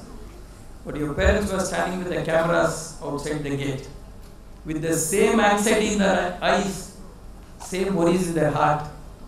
Now you are grown up. You are come to 8th grade, 9th grade, 10th grade. Nothing has changed for them. They are still having the same thing in their heart. Parents are the only ones who will give you the unconditional love and support. If you have to trust anybody first, it should be only your parents and nobody else. Let me make it very clear. First trust them and then talk to anybody else. They are living here only for your good, not for themselves. Otherwise they could have easily taken up a job abroad and gone. You could have been in a boarding school somewhere. You think it's the coolest to happen? No. The parties are not the coolest. You have a 90-year life. You are only now 14, 15, 16. You got 75 more years to enjoy what you want. Life will give you what you deserve and not what you desire. Is that clear? Life gives you what you deserve, not what you desire. Keep that in mind. And thanks to the management, thanks to Brigade Foundation. My apologies, I missed out a veteran bureaucrat, Shashidhar sir, in the audience. He's the head of the foundation. They're doing a great job. Sir, thank you so much, sir. And I recognize the presence of all the dignitaries in the audience. And thanks to the school management, thanks to the parents. I had been a speaker for various schools. You name the college, school, engineering, medical, all these college schools I have been a speaker. And every graduation time, probably I'm the most busiest man. I go around talking to students. But this is one school where I found the most disciplined children, parents and the management. Thank you very much for that. All the best. Jai Hind. Can you repeat? Jai Hind. Jai Hind. Jai Hind. Thank you children for the standing ovation. Those on the balcony, please give them a round of applause. Thank you very much.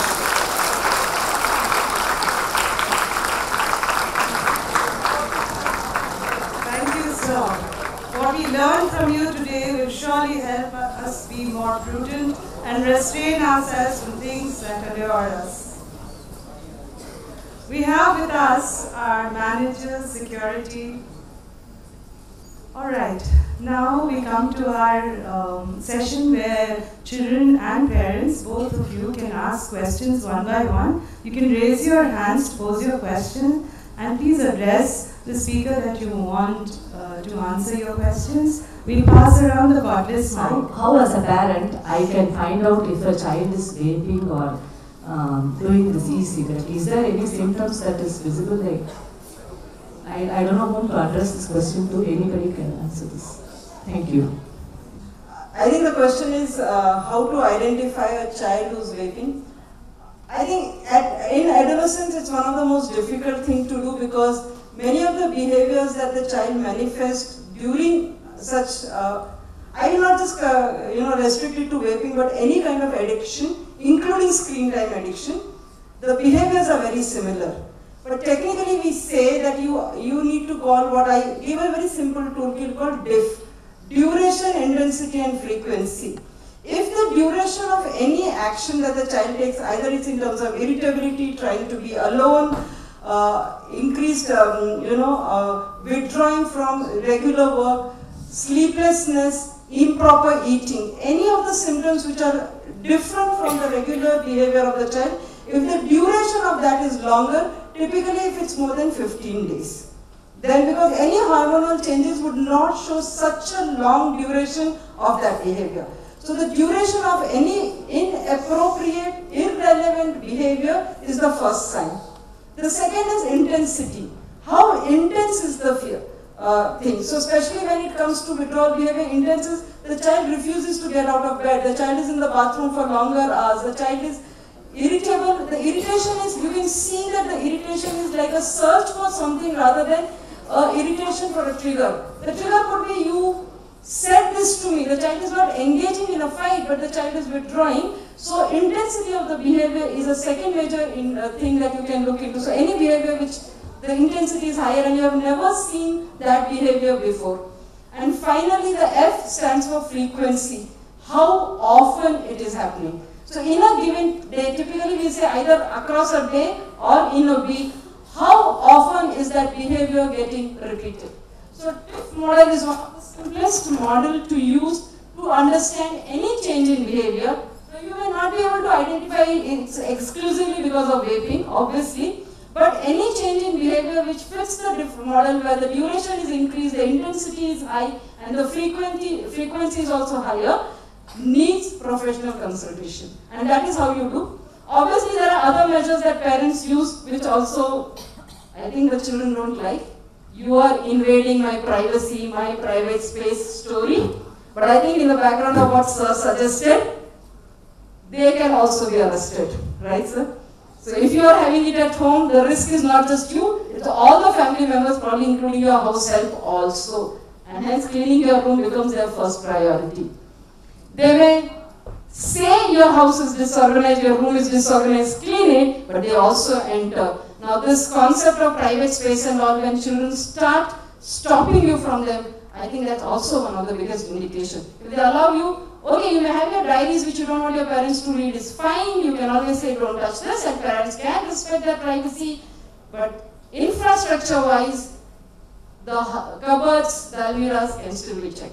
So these are some of the behaviors probably you can look into to identify if your child is in any kind of addictive behavior, and then do the consultation with a psychiatrist or a clinical psychologist, and from there I think the things happen. I think medically if there are any things, ma'am, if you can, doctor, if you can share one or two things, probably it would help. So behaviorally this is how you can identify.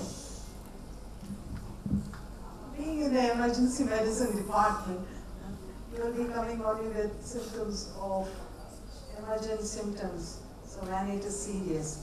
So we won't be actually recognizing or doing so probably.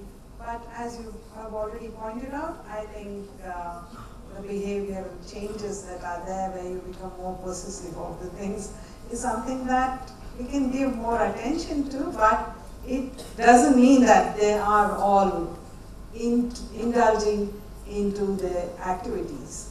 So it might be something else. We have to be open-minded, and I think the children have to treat their parents as friends. Okay, be open.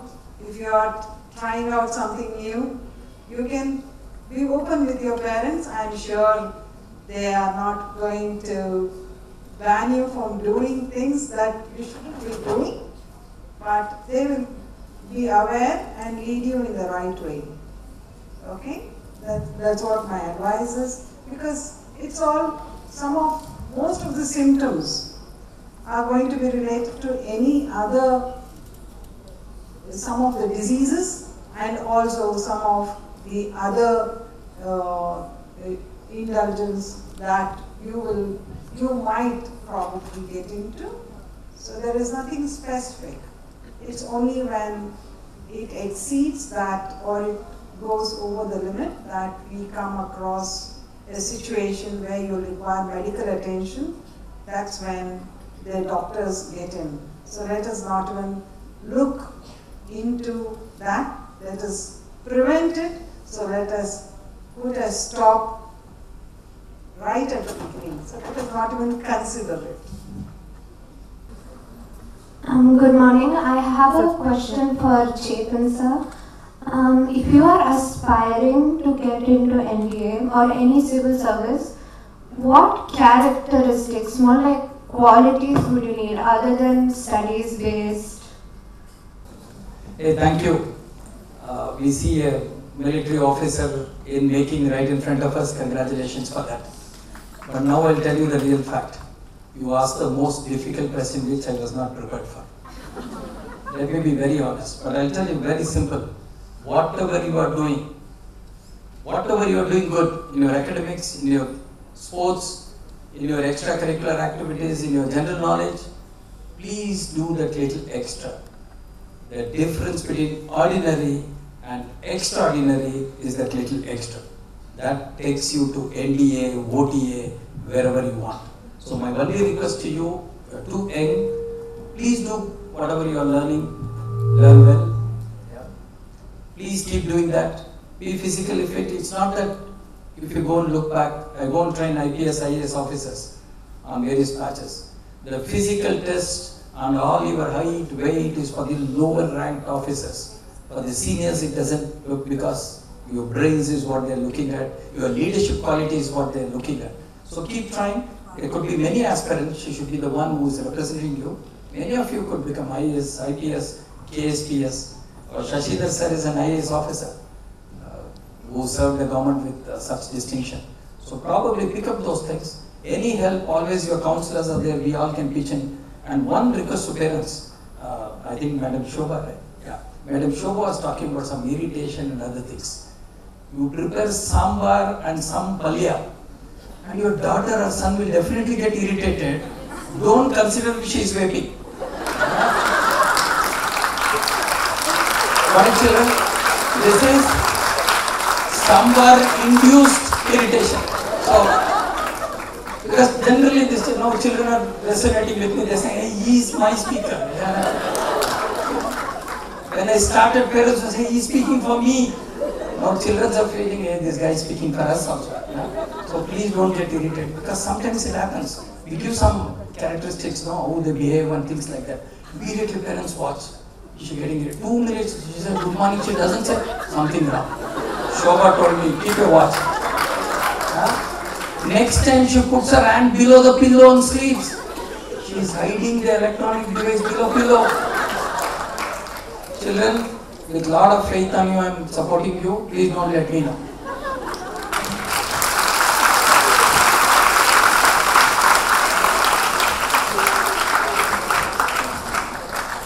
Good morning. Sir, this is a question for you again. You mentioned that if you are, like you mentioned the incident of the lady who had checked in the bag full of drugs, and you mentioned that if you are even carrying it for a second, you can get in trouble for that. So if someone like the lady gets in trouble without any intentions or any connections of doing so, then how can we either prevent that, or because we obviously can't just go around not helping someone out of suspicion. So how can we prevent that? ignorance of law is not an excuse. First and foremost, ignorance of law is not an excuse. And every flyer knows what is the weight you are supposed to carry. Why are you carrying extra? When you know I'm supposed to carry 23 into 2, I will carry only 22 into 2. 1 kg as a buffer. Because weighing scale to weighing scale it can differ. You can help them in terms of, probably you wanted to help them, you are very courteous, ask them to check in that baggage in their name. Even if want, we can pay for it and don't carry it under your name. Because when once you are checking it, I'll tell you this is a true fact I explained. We were carrying only 20 kgs, what officers will carry 2 suits and a few drawers, that's all. This lady had some 35-40 kgs. So they were requesting us, can you please check in as part of, because you got 10 kg more buffer. Don't ever do that. Don't ever do that. Because at the end of the day, they will vanish. Who will believe your version? That somebody gave me, I carried it. Nobody will believe your story. And people, you read an article day before yesterday in Times of India, 371 days, a couple from Bihar or somewhere, they spent in Bangalore jail. They had a kid of 6 months. You know, only there was a similar name similarity. They looked like that accused. He was not an accused.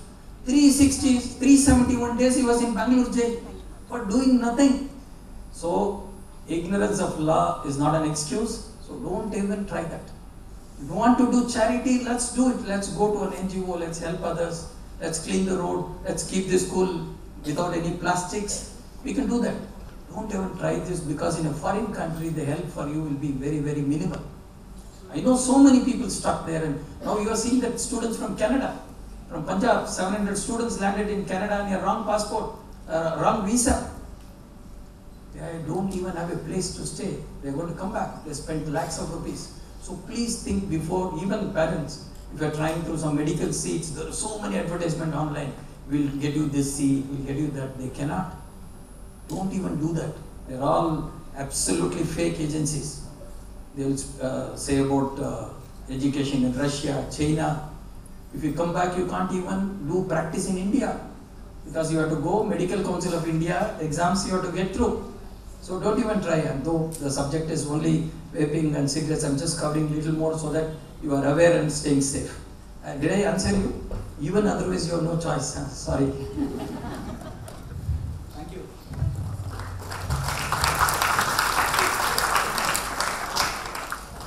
Hello. Well, this is just not with regards to the brigade school, but generally for any education institution, I would like to know, like, how do you ensure that the small eateries and the vendor selling the ice cream around the corner, they're not selling these banned items? Are there any regulations? Does the school do any checkups, or does the city police do any checkups to ensure that the banned substances are not being sold in these places? Yeah, Madam, one, the jurisdictional police does a periodical check. That's one thing. And in every police station, we have something called SB constables. They are called special branch. Their job is only to look out for these kind of informations, where these kind of things are sold and who is trafficking this drug. We keep a tab on that. That is one part from the legal thing. School as such, I don't think they have any powers to do anything beyond their compound. They can't do that. But as a parent, somebody was asking me, and I was seated, what do I do if I come to know that they are selling there? You don't want to reveal your name, your identity. Just pick up the phone, dial 112. Now you all know for all emergencies the dialing number is only 112. Fire, medical and police. 112 is a common dialing number.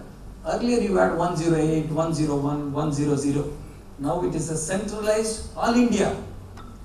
Because even if I ask you, because most of the trainings they will speak about 911, that's an American number, it doesn't work in India.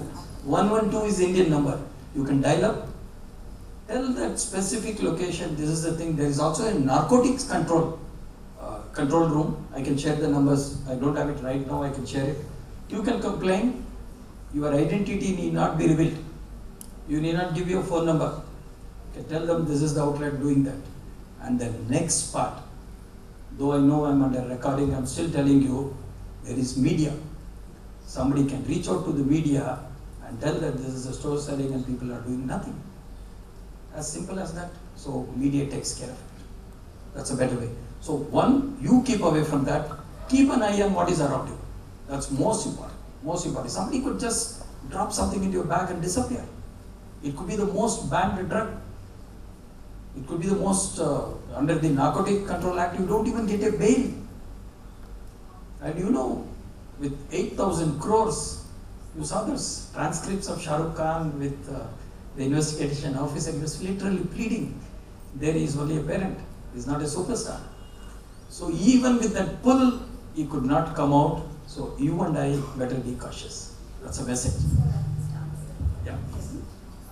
Here, ma'am asked about what the school can do. As sir said, yes, if it's outside the compound, we don't have a jurisdiction to do this. But our school has definitely, Mr. Manjunath here, who's the security manager. We have managers for security purposes. We have always contacted him if we found anything suspicious around the school, and he has always contacted the police, and we have clarified. So we will do that from the school. Yeah, I think we'll close if there is any more questions. Maybe one more question to a parent? Yes, please. Thank you for all the immensely helpful sessions to all the speakers. I request, this is not a question, but I request that same, if it can be had for addiction to gadgets and other things, that would be great for us. And thank you, ma'am.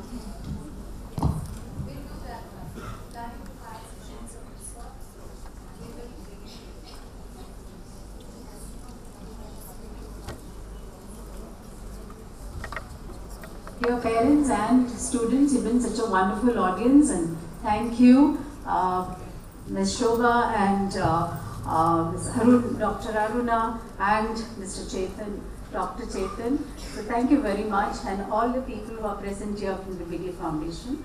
But what here I want to tell you is, dear children, our school has ample opportunities along with your studies, yeah, for you to spend your energy positively, and there are a lot of things for you to take part.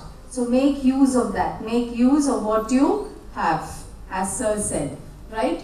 So with that in your mind, this session is to bring awareness to you people to understand that the big bad world can be around you, but it need not be a big bad world. It can be a wonderful world for you. Yeah, our students have come out with very good colors in the past years, especially this year.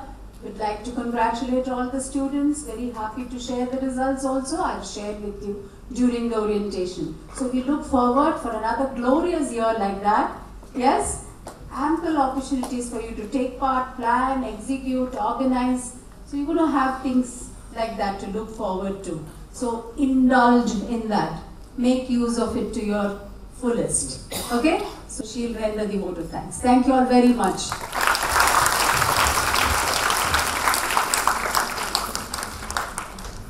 On behalf of the Brigade School in JP Nagar, I would like to extend my sincere thanks to Dr. S. Sashidhar, CEO Brigade Foundation. Thank you, sir, for being here with us.